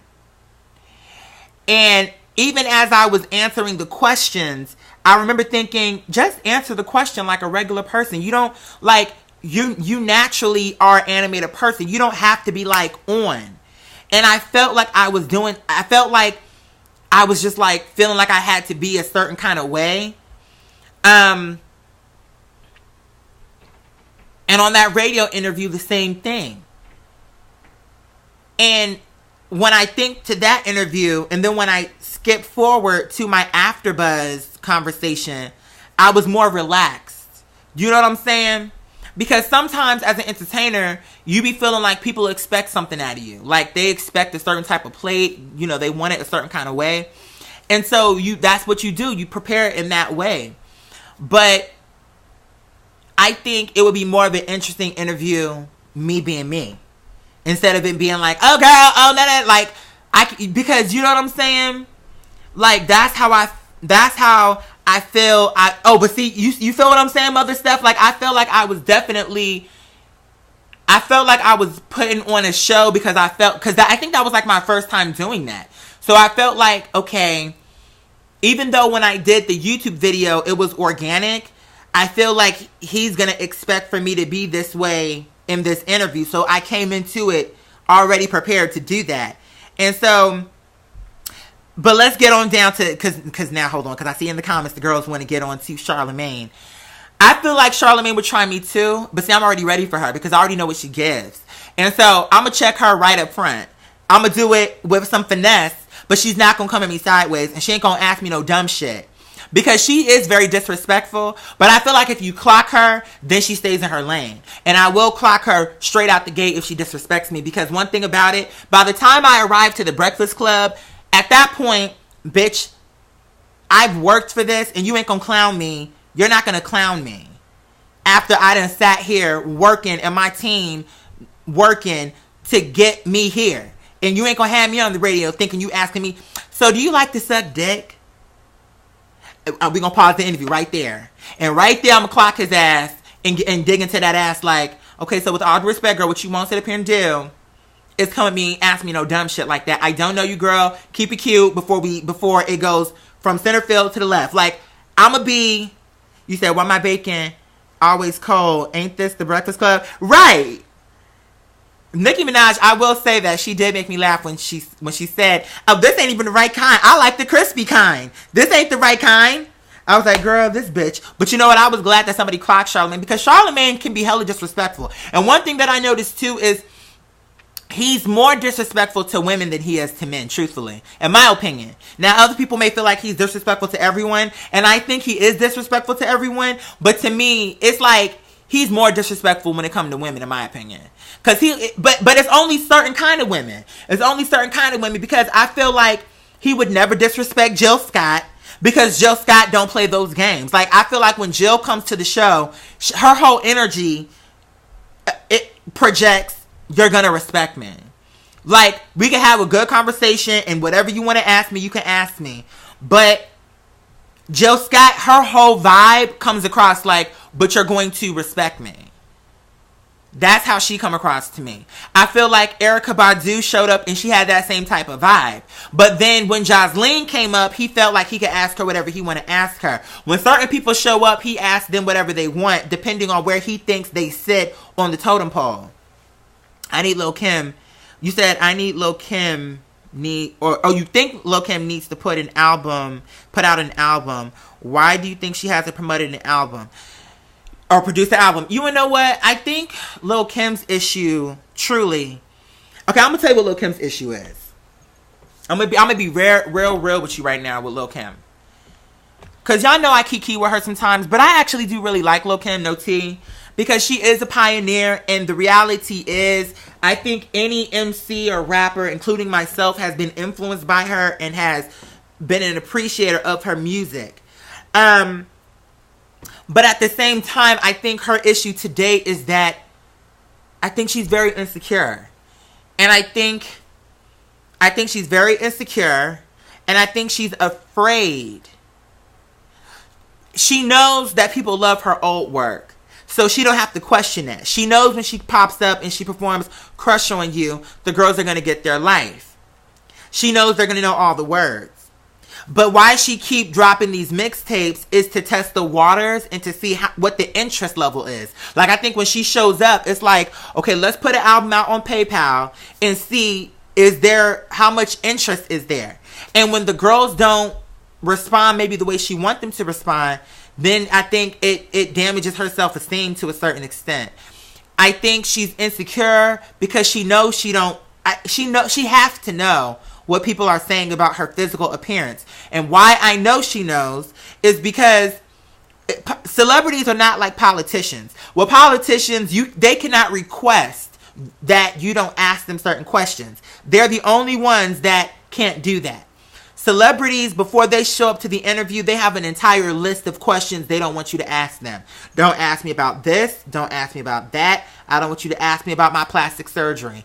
And I feel like it's one of those things that is so obvious that it's something that it's like the elephant in the room. They ask her about everything else but that. And I just think she's just insecure. Like, I think, go to one of her old performances. This is the way that I can express or articulate what I'm trying to say. Go to one of her old performances. I'm going to give you 3 people. Lil' Kim. I'm going to give you 4 people. Celine Dion, Beyonce, Lil' Kim, Mariah Carey. Go to their early performances. Then go to their latter performances. Celine and Beyonce, although they are 2 separate ages, can still give you a show. Why is that? Because the instrument is still strong. They still look the way they used to look, just older. And so their confidence hasn't waned. Because when Beyonce show up, she look like Beyonce. And so that's the reason why she don't got no fear in them zooming that camera into her face 50 feet in the fucking sky, because I am Beyonce. So she could show up and do that performance, give you that vocal, and serve you that plate the way it needs to be served. Early in Mariah Carey's career, just YouTube it, her confidence level was night and day. Mariah used to show up and her stage presence was out the box. Like, Mariah used to have a bomb-ass stage presence. She didn't just sit there holding onto a mic stand, just like barely walking around the stage, needing people to hold her hand as she walks. What it was is she got so far away from what made her successful that it became an insecurity for her. Because it's like, okay, whereas in the beginning of her career, you were beautiful, but it was about the music and it was about the performance. I feel like with Beyonce, it's that same thing, but she has gradually graduated. It wasn't overnight, is what I'm saying. Anytime it's like I'm trying to put this into perspective. It's like in my mind, I'm seeing it the right way, but I'm not saying it the right way. Anytime you jump from one thing to the next overnight, like Nicki Minaj did, that's another one. You become insecure about it because it's so drastically different from what you did. In your mind, you're going to be thinking, how are people receiving this? How do they view it? What do they think? Because you don't know, because you got popular doing this and now you're doing that. And it wasn't gradual. Beyonce's transition, in my opinion, has been gradual. It's been gradual. So she's confident about it because every step of the way, people have been on her side. So when she went from the braids, and then she slowly started to like comb the braids out, and then it went from the braids to still like an ethnic afro with before she came out with Crazy in Love, and then it went from that to like the straight hair. Like it was a transition. It was a transition. And then even when she was doing songs with like Jay-Z, she was preparing people to see her alone.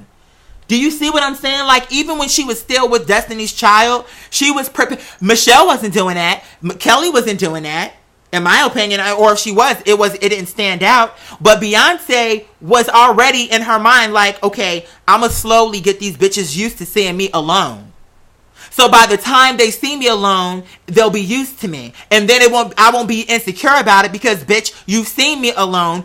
I know you still like my music when I'm by myself or when it's not the other two girls.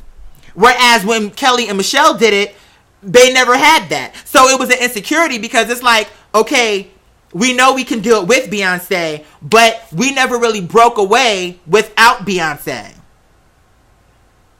You know what I'm saying? Like, so by the time Beyonce officially went solo and then Michelle broke away, Kelly broke away, it was like, okay, but girl, how are we gonna do this shit without Beyonce? Because nobody was really used to seeing a Kelly Rowland performance by just Kelly Rowland or Michelle performance just Michelle. So Beyonce did it the right way. That's why she was able to, with confidence, walk in her truth. Because bitch, girl, I've been groomed for this. You're used to seeing me as the lead. You're used to seeing me alone, and now I'm alone. So now, girl, you're still getting into my feature presentation. Kelly, it's no. Michelle, it's no. Because bitch, we never saw you that way. So now it's hard for us to imagine you now that way. Just think about a girl group where somebody who was not the lead broke away and was the star. Who? The Supremes. Who was the star? Diana. Because people already had it in their mind that it was Diana's show. So all I'm saying is when Mariah went so drastically from like elegant to overnight, it became like booty shorts and bras and bustiers. It's almost like it was, if you look at her early performances, you can see when she was confident. The confidence was when it was more of a modest presentation. That's when you saw her with Boyz II Men like jamming out like a cappella, like her whole vibe was different. By the time she went into those 10-inch heels and glitter and all the hair and the straight hair and it became more about her look. That is when you start to see her whole personality turn into like Insecure. It's like it progressively became Insecure. When you see Celine, her whole thing has been graduated. That's why Celine in her, what is she, in her 60s now?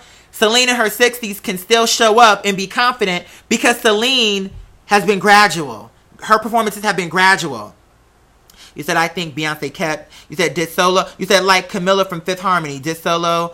Then she broke off the band. See, I'm not familiar with that band. I've heard of them, but I'm not entirely familiar with her. You said Mariah can't even walk around anymore. The Hills, but exactly. You said Q needs to bring back Alexi Bahrain. You never know, girl. You said Mariah in those Kitten Hills. Exactly. But just go on YouTube and tell me I'm wrong. When you go back and look at Nicki Minaj's earlier performances, when she first got hot, her stage presence back then, she didn't even have all the theatrics. It was just her and Safari. And when she would show up, her confidence was totally different. Like when she would show up, it would be like she was more connected to the fans, and her confidence, her stomp, everything about her was different. By the time she started trying to be like the hip hop version of Lady Gaga with those, like I think Ashley said, with those pink wigs and the dancers and all the additional shit, because it was like night and day, she was insecure about it. She did not commit to it. She wanted to do it, but she was not committed. And so as a result of that, it was a situation to where it was like, it wasn't received. It was too drastic overnight. When we think about even myself, see, here's an example. I'll even use me. The reason why I know the girls are going to receive Mother Pat is because people, even though now I'm serving you locks and all of this, the boys and girls throughout the years are used to seeing me with androgynous looks. They're used to seeing me in a situation to where, like, for instance, when I did Androgynous, the video, bitch, when I did Today We Dance, like, they're used to seeing me in wigs and interesting hairdos. So that's not going to be nothing that when they see it, they're going to gag, but it's not going to be like, okay, so you were a thug yesterday and now you're cunt. It's too drastic. But because it's just going to be a more refined version of what I was doing already years ago, the girls are going to be like, bitch, she's back. It's a throwback. She's arrived. It's going to be different. And my confidence isn't going to be like fucked up because I'm like, bitch, when I stomped at the pool, the girls got into me. Bitch, I did drag, the girls got into me. Bitch, I've performed. Like, I've performed in heels. I've stomped in heels. And I know that I can command the stage in a pair of heels. So it's not going to be like, oh my God. So yesterday I was doing the ether with Nas and I was hood. And now I'm coming out in some platform heels. See what I'm saying? Like, anybody would be insecure doing something that drastic. And so what I'm saying is with Lil' Kim, you said you wouldn't. Here's the thing about it though, Mother Steph. It's going to be a mix. You're going to see, like, when this shit really blows up, Mother Steph, it's not going to be one thing or the other. It's going to be an organic, what's the word I'm looking for? I can't think of the word I'm looking for, but it's going to be an organic situation to where I weave in and out. A fusion. There you go, baby. Come through. You better come on, Mother Steph. It's going to be an organic fusion of the shit that I want to, like, okay, let me put it like this. In the times where I need to slay, I know, like, I'm going to put on my war paint. My war paint and my armor and the shit that I know is just gonna, like, eat the girls up when I come on the stage. Like, because to me, one of the things that made Beyonce impressive was, oh my God, she sings, she dances, and she does all of this in a pair of heels. It's gonna be all of that. And then there's gonna be times where I come out and I got on my Doc Martens or my sneakers, bitch, and I'm just eating up. Like, I'm gonna serve it to the children. Like, it's gonna be a fusion. It's gonna be a legendary fusion, and I promise you I'm not gonna let the children down. Like, my thing is, I remember I had, when I was in Job Corps, I don't know if I told y'all this story, but when I was in Job Corps, I remember some kind of way somebody was like, oh, you know what, did I tell y'all the story about that dude who got his ass whooped because he was being a bully and he deserved it? That's it. Maybe I didn't tell y'all that, but in any case, that guy I think he had a crush on me, girl, no shade. He was not my type. But in any case, he had said, mind you, he had a girlfriend at the Job Corps Center. But he had said, as I was leaving the education building, he said out loud in front of everybody as class was letting out and everybody was outside getting ready to go to lunch. He said, Q got the baddest walk on campus. Like, in other words, bitch, I slayed the girls just walking from the dorm to school, from school to lunch, from wherever I was going. He was like, Q got the baddest walk on campus. And so, you know me, I hammed it up. I did like a little twirl, and my dreads were a lot shorter than, because this is my second time doing my hair like this. So that was my first time around. But I flubbed my hair and I gave a little feature presentation. And then somebody was like, oh, I bet you I can serve him up. So I said, oh, is that right, Mama? And it was a girl. I said, is that right, Mama? She said, I sure could. I said, well, let's go. I said, let's go. And like, as a friendly competition, and girl, she couldn't take me. And cause bitch, it was, and here's what everybody was saying. Now, mind you, it was gay girls, straight boys, women, like the teachers was out there, because the way that I had talked it up, it was literally, nobody had even went to lunch because everybody wanted to see this walk off. It was the same type of energy you would see if it was going to be a fight, only it was like not a fight. It was a walk off to see who had the baddest walk. So, bitch, I ate her up. Girl, I ate her up. Because it wasn't just, see, the thing that she didn't realize is, bitch, see, the secret is it's not about the walk. It's about the confidence, bitch. Because I can literally sit here and take 2 steps and still eat you, because it's not about my walk. It's about my confidence and my aura. And the fact that as I'm walking, my arm is doing one thing, but I'm looking over here at you. So it's like I have 3 things going on. I'm looking at you. I'm making eye contact with you. I'm pulling out my imaginary makeup. And bitch, I'm beating my face as I twirl around, hit the ground, pop back up, look back at you, girl, pass the makeup kit over to you. Like, I was like eating her up and she couldn't even take me. She was doing like real basic Naomi Campbell shit. And I was serving you Naomi Campbell with some Selena, with some Whitney. Cause then I would stop and I would just be like, girl, like get into me. Like I was serving the overall performance and she couldn't take me because it wasn't just about the walk. What made my walk so bad was the fact that, bitch, I owned it. And what would happen is I used to have this not Walkman, but like a CD player. And now you know this shit is a throwback. Cause bitch, a CD player, bitch, I used to have my CD and 3 albums that I used to play on a regular basis. It was that first Beyonce album. Somebody who was in my room before I moved into my dorm room that I had, somebody had left this, was it Mariah Carey? It was a Mariah Carey album. An old Mariah Carey album. And it was the one that had Anytime You Need a Friend on it. That was the one, right? That was the one. So it had Anytime You Need a Friend on it. And then I had this A. Marie album with, It's This One Thing? Yeah, it was the It's This One Thing album. So what I would do is I would put my headphones on every day. Every day after class or our trade let out. I would go to my dorm, I would change out of my school clothes, I would put on my regular clothes, and I would put on my headphones for at least about an hour. And I would, from my dorm, I wouldn't wait till I got on location, okay? From my dorm all the way around campus, because it was like a donut. It was like a big donut that led to everything. So let's just say you walk out of your dorm. Okay, I was the Norton dorm. Across was Robinson, I believe. I don't remember all the others, but Robinson was the girls' dorm. We were Norton. And, okay, so you walk out. The girl dorm is across from us. They have another dorm here and another dorm there. Cafeteria. My trade for culinary was there. Education building was straight ahead. The baseball field was off this way. Paint, welding, and something else was further in the back. So what I would do is I would put my headphones on. And from the moment, from out of my dorm room, okay? So I had no shame because I didn't give a fuck. It wasn't about nobody else but me. I put my headphones on, and the moment I walked out of my dorm room, into the hallway, out the front door, to wherever I was going to be going, I literally gave a concert.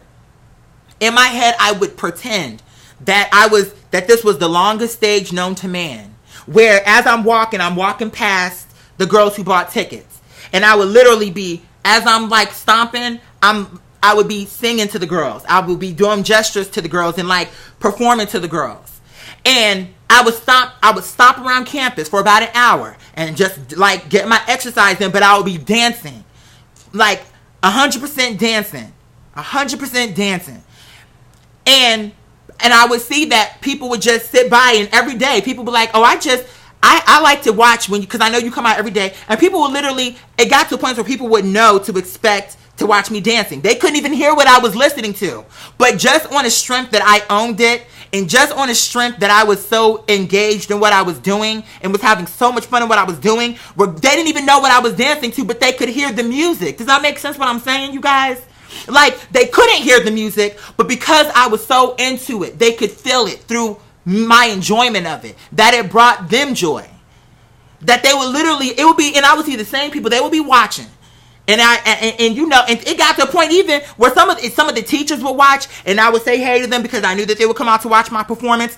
But the point, and then there was this one teacher, and I hate that I can't remember her name.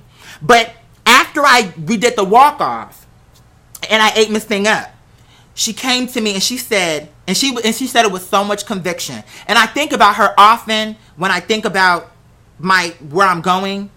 And she said to me, if I don't see your name in lights, I'm going to find your address and I'm going to beat your ass. She said that to me.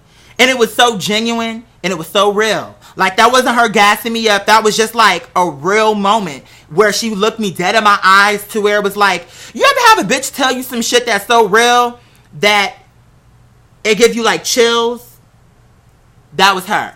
Because she came out of the crowd and came to me and said, if I don't see your name in lights, I'm going to find you and I'm going to beat your ass. Just like that. And that was the whole conversation. And that was What, 2006? What year was that? That was so long ago, but to this day, I don't remember her name, but I remember that statement. Because her whole point was, if you don't do something with all it is, it's going to be such a fucking waste. Do something with it. You literally have an entire crowd here just to watch you walk against this other bitch.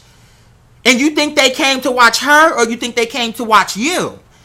Bitch, just off a strength of you walking, you got a crowd here. If I don't see your name in lights, I'm going to find you and I'm going to beat you. And she said, I'm going to beat your ass. Now I'm going to beat your butt. I'm going to beat your ass. And that stuck with me from that moment on. From that moment on. From that moment on. And here's another thing that stood out to me. One time I had, like I told you, I had my ritual, had my headphones on, and I was dancing. And as I was dancing, I saw that there was this, was it a moth or a butterfly? I think it might have been a butterfly or something to that effect. But in any case, I was stomping, and I saw this butterfly. It was just like, you know what? No, that's a different occasion. So let me not mix up the stories. It was an earthworm. Excuse me. It was an earthworm. That's what it was. So I'm stomping, and this earthworm was on the sidewalk. And so I stopped, and I got a stick, and I picked it up, and I loosened up the dirt, and then I put it on top of the dirt, and then I continued to stomp. One of our, what do you call it? Is it an RA? I always forget what you call those people, but like the people who are like in charge of the people in the dorm. And he was so harsh. Like, he was so strict, and people were so afraid of him because he was like very like, I think he came from the military, and he was very militant. And he really never spoke to me. I mean, we would talk, but not like for real. But that was something that I did and just kept it moving. He came to me on another time, and he said to me, and it's interesting that I remembered what he was talking about, because I did remember. I did. But he came to me and he said, you're going to go places in your life. Now, mind you, we never had this kind of conversation. We didn't have that type of friendship. Like, we didn't have that type of relationship to where I would expect him to say this to me, but he did. He said, you're going to go places because you're a kind person. I saw what you did when you were dancing, about to do your thing, what you do. And you saw that earthworm on the sidewalk, and you stopped, and you dug up the dirt and put the earthworm on the dirt. You're going to do something. You're going to do things in your life because you're a kind person. And although didn't have a relationship, that meant a lot to me. Because to me, the shit that I want to be remembered for is the shit that I do as an artist. But then what I hope that people also think about when they think about me is my capacity to love. I care. Like, I do care. And so that was like a huge compliment to me. Because that I didn't do it for him. I didn't even know he was behind me. You understand what I'm saying? So he clearly must have walked out just when I walked out. But he saw that. And I guess he just stood by and was just watching. And I didn't know he was watching me, but he was, because when he said it, I knew what he was talking about, because I just remembered that. But it was so sincere, and he believed what he was telling me. So it's little moments. This is one of the reasons why I always say, if somebody is giving you an effect or serving you a plate that you know you enjoy, let them know, because you don't know how that's going to affect them. This shit was 2006. And there's a lot of other things, if I were to sit here and think about, I could share with y'all. Those are the two that stand out right now. But those two things I think about on a regular basis. Like, you can't fake that. It's like, when she told me she would beat my ass, that felt so real to me. It gave me chills. Because I'm like, wait, am I really going to be someone? You really think I'm supposed to be someone? Having that grown one, especially coming from my background, where I have siblings who would tell me shit like, girl, who do you think you are? Who do you think you are? Like, you don't, there's so many people want to do this. You really think you're going to make it? My siblings.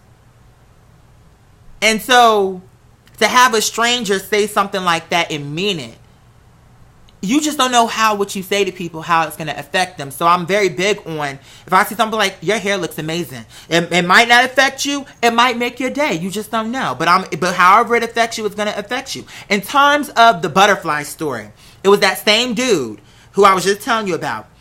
And we were talking, you know what? Oh my God. I can't believe, oh my goodness.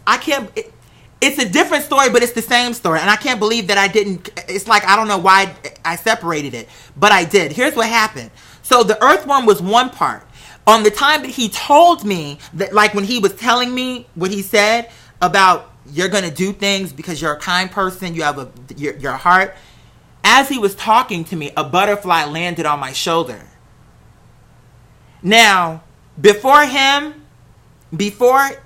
said that was an omen of good luck. I had never heard that up until that point, but as he was telling me that, the butterfly landed on me. And then I was able to actually touch it and do it with my finger and it flew away.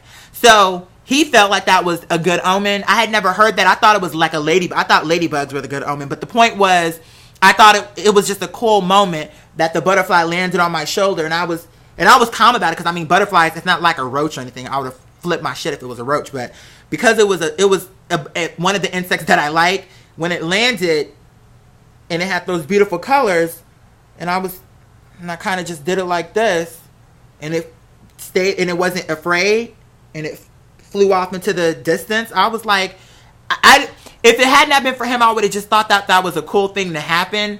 But he felt that was a good omen. But anyway, let me read some of the comments.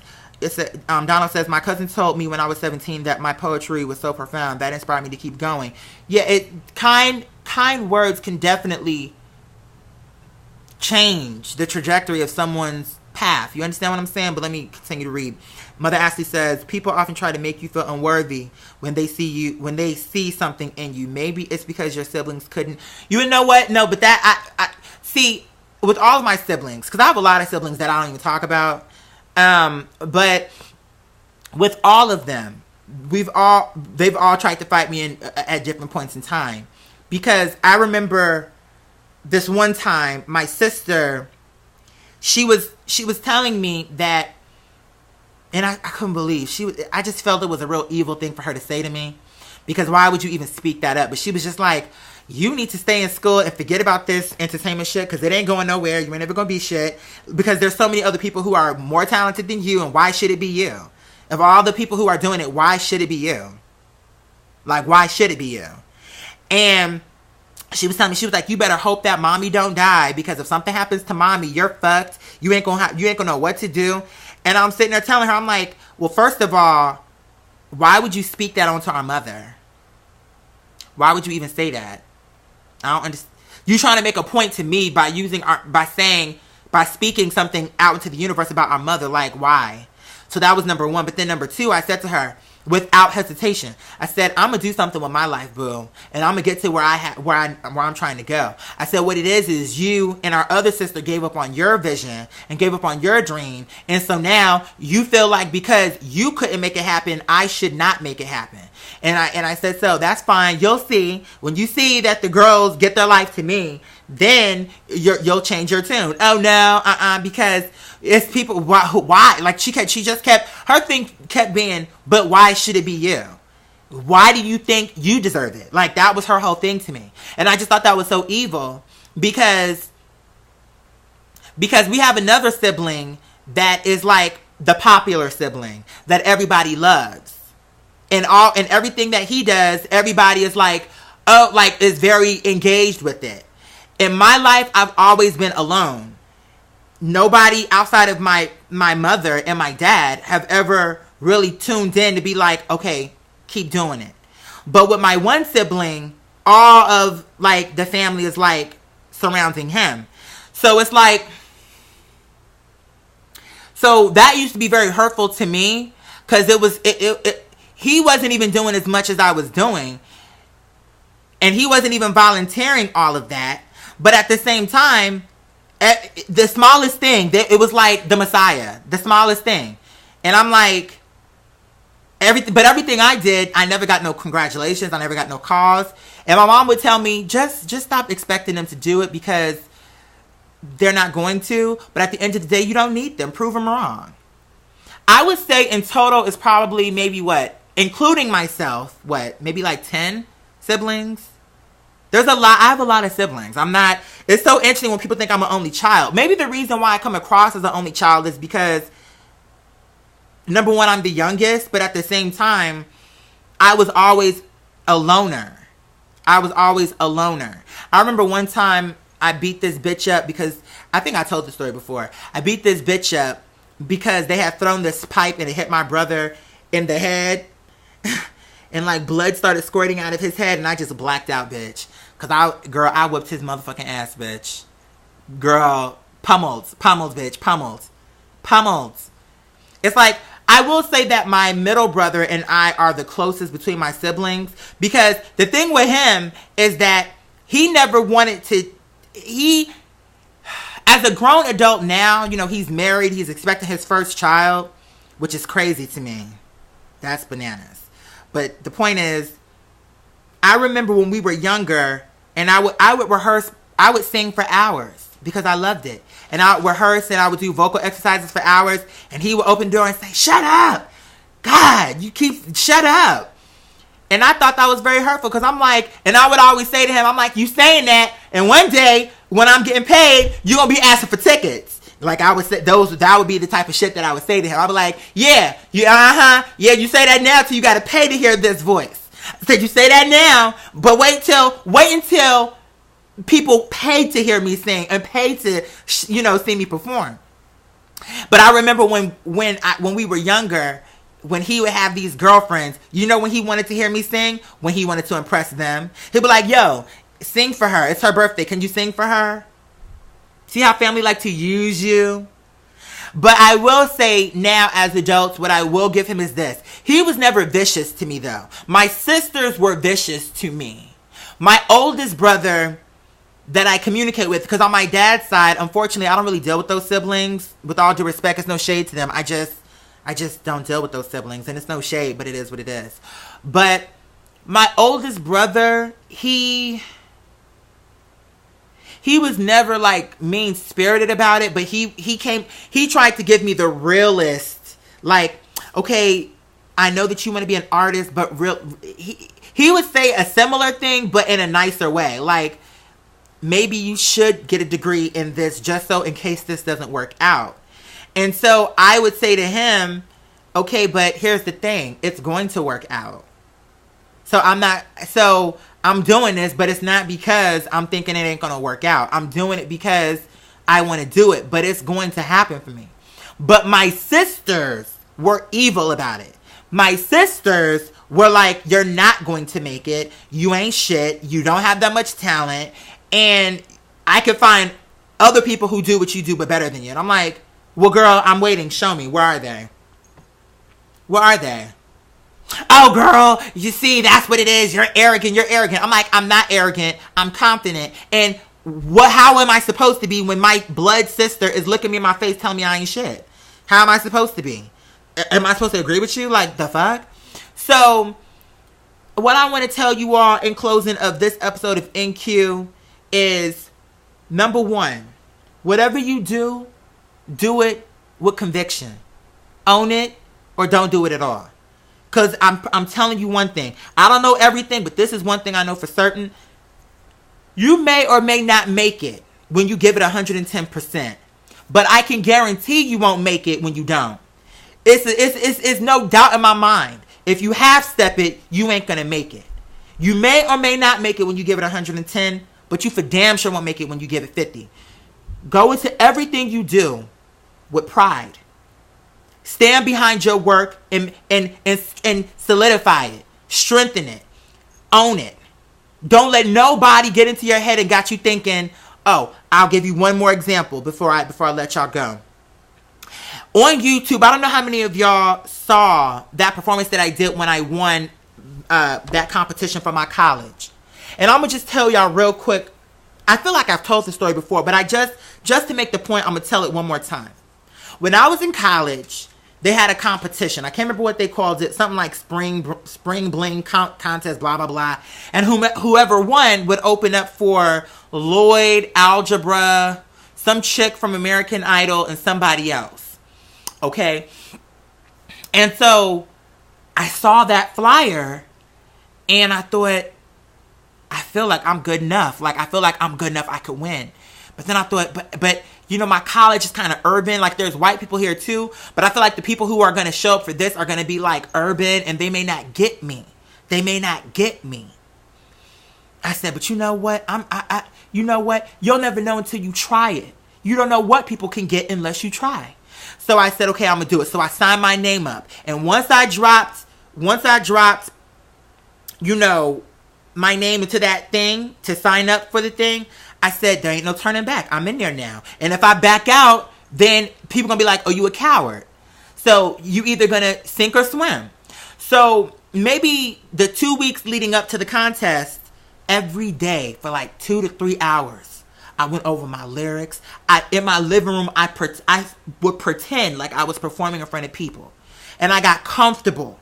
And I owned it. And I stomped. And I owned it. Like, I owned that shit. And I knew the lyrics inside and out. Like, I prepared, like, okay, if the music stops playing, could I still serve this lyric to the bitch the way it needs to be served, even if there were no music? You understand what I'm saying? And so I would do it with the music. I did it without the music.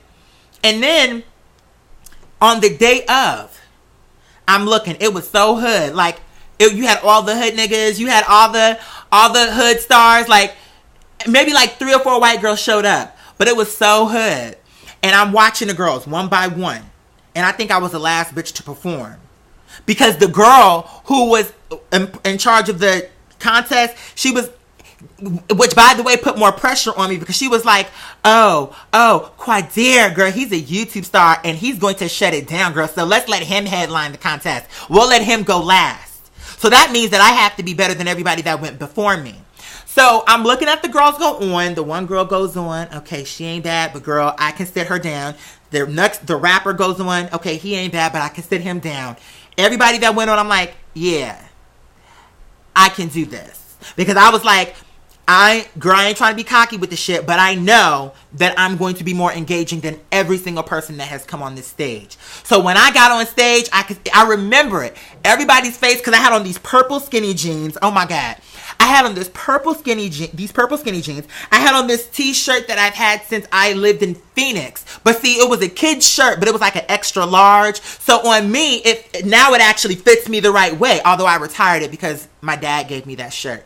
So now it's like, it's a legendary shirt, but I don't wear it anymore because it's like the material. You know that look that people will buy a shirt where it's like, you could kind of see through it? It looks like that because over the years, the materials, I guess, are thinning out, but I digress. The point is, so I had on some purple skinny jeans. I had on like this Phoenix Suns gorilla shirt with him spinning these 2 basketballs, if my memory serves. I had, I had yellow, paint, nail polish on my nails, yellow nail polish. My hair was short at the time, and I had on like this crochet, like, beanie. And when I went up there, I remember it was so quiet. You could hear a pin drop because people were like, what the fuck is this about to be? And when the beat dropped, it was like, done. Like, I ate that shit up. And as I was hitting the punchlines, and I was like engaging with the girls, and I was looking them in their face and like all up in it, like, where you at? Like, I was all up in it. They was like, every punchline, they was getting it. And they would scream, like, when they would hear me, like, connect the punchline, they'd be like, oh! Like, even the hood people. Everybody, like, it would be like, oh!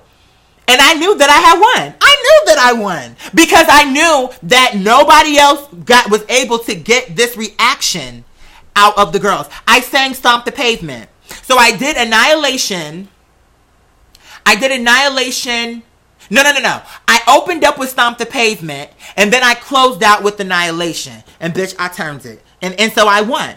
And so, but here's where it went wrong. After I won, my sister was like, oh, okay, well, let's take you shopping so you can get an outfit for your performance when you open up the show.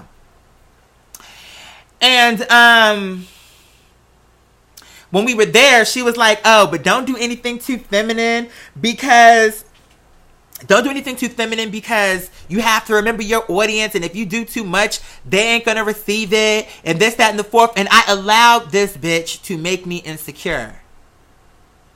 So when I went on stage to actually open the show, the performance that I did the first time was better than what I did when I opened. Because I was so in my mind like, okay, I don't want to be too feminine. I don't want to be. So I wasn't operating in my truth. And guess what? For all what she said to me about, oh, this, that, and the fourth, and she picked out something that wasn't even what I wanted 100%, and I allowed her to kind of to do that.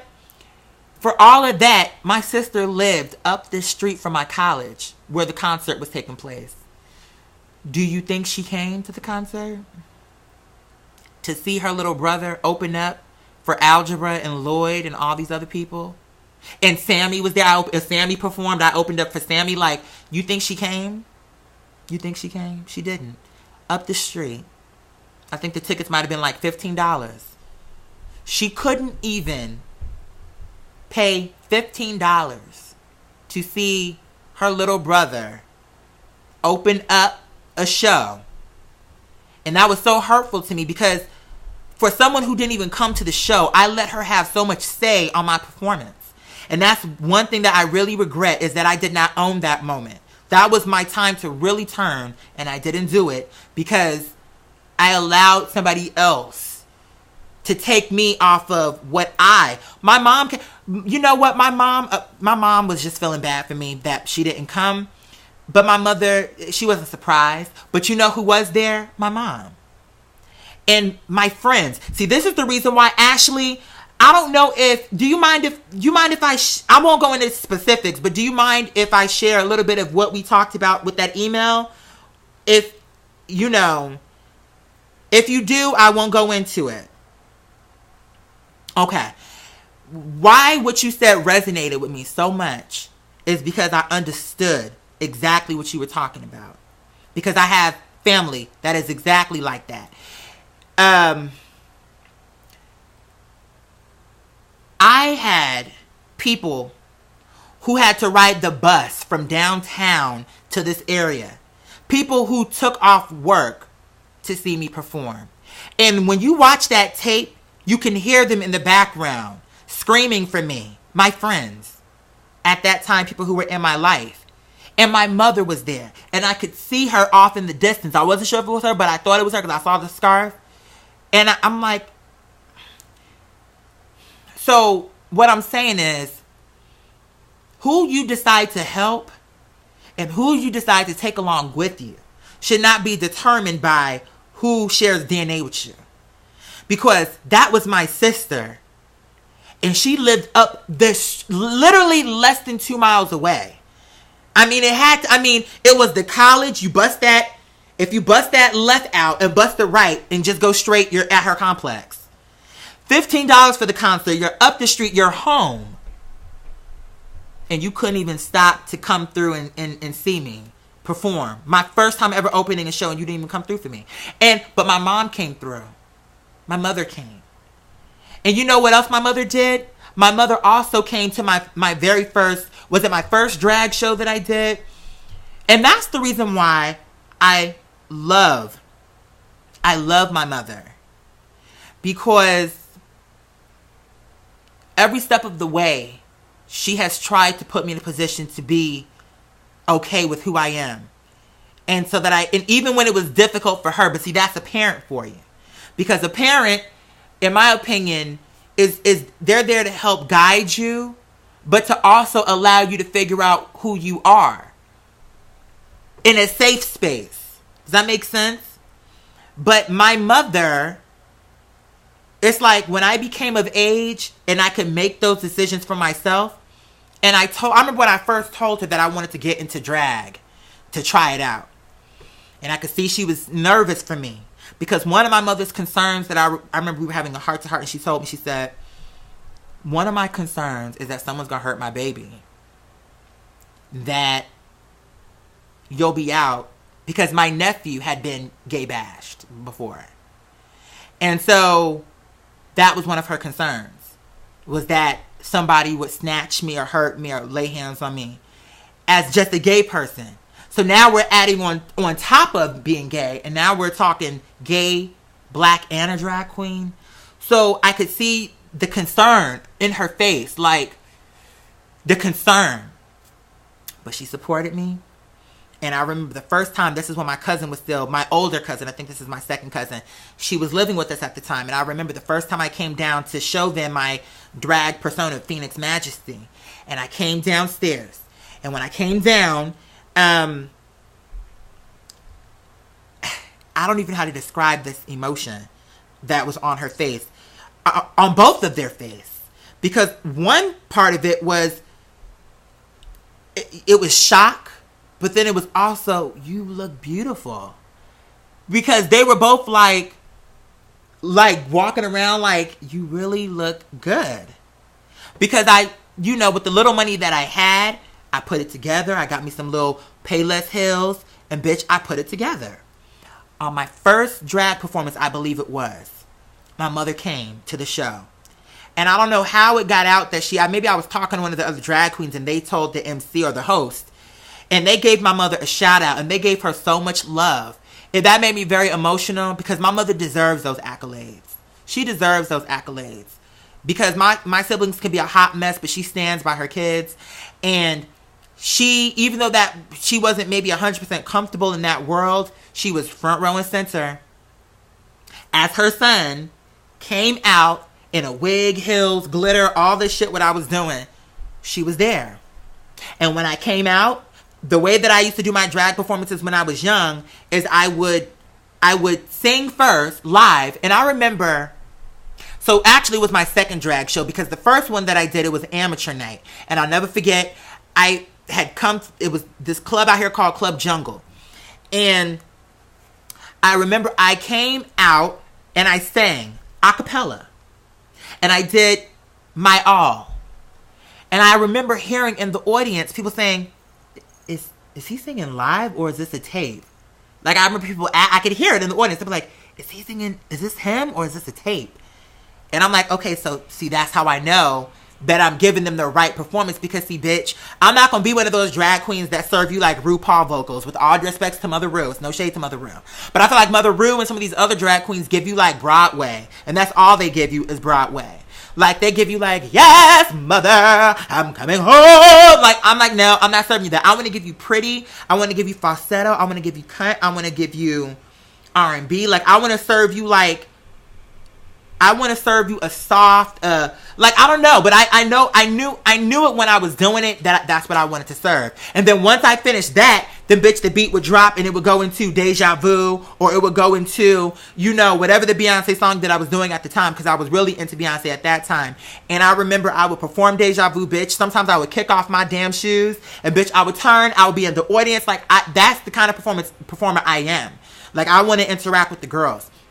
So anyway, when I came and my mother showed up to the drag show and they gave her the accolades, I appreciated them for doing that because that to me, I'm a grown man and my mother is standing behind my decision to do what I want to do and she's supporting me. It's not always about understanding why. It's not always about agreeing with it. But to know that you have the support of your parents, that's it. And that's even like when I officially came out to my dad, even though it wasn't really a coming out, it was more just a confirmation. But it was just a good experience. But now I'm getting off the topic because we'll save those stories for another day. But what I want to say is, like I said, whatever you do it with conviction. Do it with conviction. Don't let nobody have you up in your head like, wait, is this the right or the wrong thing? Do it with conviction. You know what you're doing. You know what your heart is telling you. Follow that. Let that be the compass. Let that lead you to the North Star. Let that tell you right from wrong. You know what you need to do, so do it. For me, in that moment, I didn't do what I needed to do. And to this day, that's in terms of my performing career, that's one of the biggest things that I regret, is allowing somebody who couldn't even be bothered to come to my show, direct how my show went. She wasn't even there, but she was there because of her influence on the stage. And so, I just want you all to, number one, take care of yourself. I love you all. Take care of yourself. live your life. And if there's somebody that you love, let them know I love you. If it's just a quick text, I love you, you're on my mind. I do that all the time to my mom. Mommy, I love you. You were on my mind. I just wanted to make sure you're taking care of yourself, etc. And you know what? I know she appreciates that. Because sometimes what happens is our parents get older and then it's almost like they're forgotten. And it's not unique. Everybody gets older. And nobody wants to feel tossed aside or forgotten after they've contributed whatever they can contribute. So it's important that from my parents all the way up to, hey, Glenda, baby, how you doing? From my parents all the way up to my family here on Patreon. It's paramount, critical, that I always, at every step, let you know how important you are to me. Because none of this shit, what I'm doing, I can't even believe that I have the finances to put this shit together the way that I'm doing. And that's because it's like each one of you are putting the brick. It's like I'm coming with a foundation, but Mother Ashley is the brick. Mother Steph is the brick. Ashley's bringing a window. Mother Steph is bringing a door. Darby's bringing a floor rug. Eugene is bringing a fridge.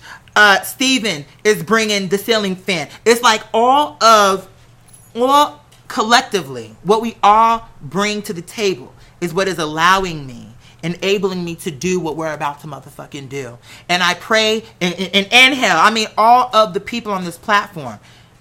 My hope is when y'all see this product, I want y'all to feel like every piece that you see me in, every style, everything what you see, I want you to feel like, bitch, that's me. Like, you're with me. Because when I stomp, I'm going to have you in my mind.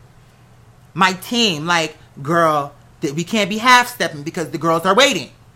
So when you see that, just know that you are literally going to be on my mind because, girl, the plate got to be right for my girls.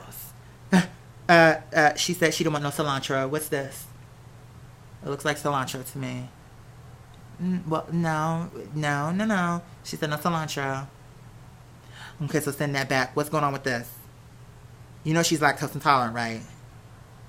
So she said sherbet, not ice cream. Okay, we'll give her the Italian ice. All right, thank you so much, my love. Okay, now is this Mother Steph's plate? But what's this? Didn't Mother Steph tell you how she wanted her plate? Okay, girl, let me do it. Because, see, y'all don't know how to fix these plates the way I need these plates to be fixed. Because if you got Eugene, bye, Tony, baby. Thank you for stopping in, my love.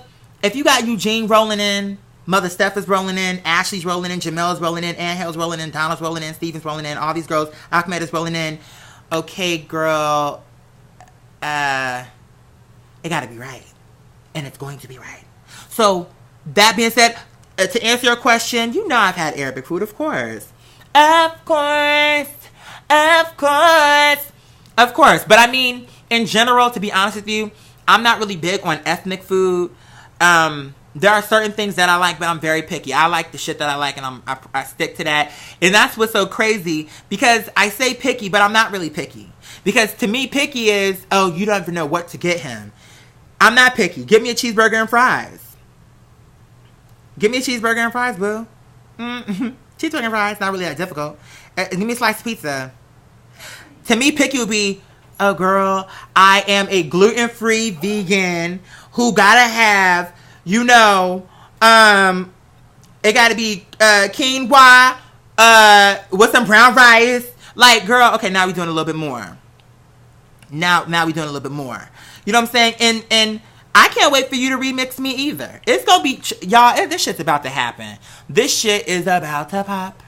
It's about to pop, so I'm just trying to prepare my mind for it. But that being said, listen, I gotta run out and meet up with a friend. I love you all. I love you guys more than words can say. You already know the drill. You already know the drill, baby. By now, I know you know the drill. Via Seblan, Jelly Tigalisam, the best will always come through. And as always, until next time, baby. That's all there is.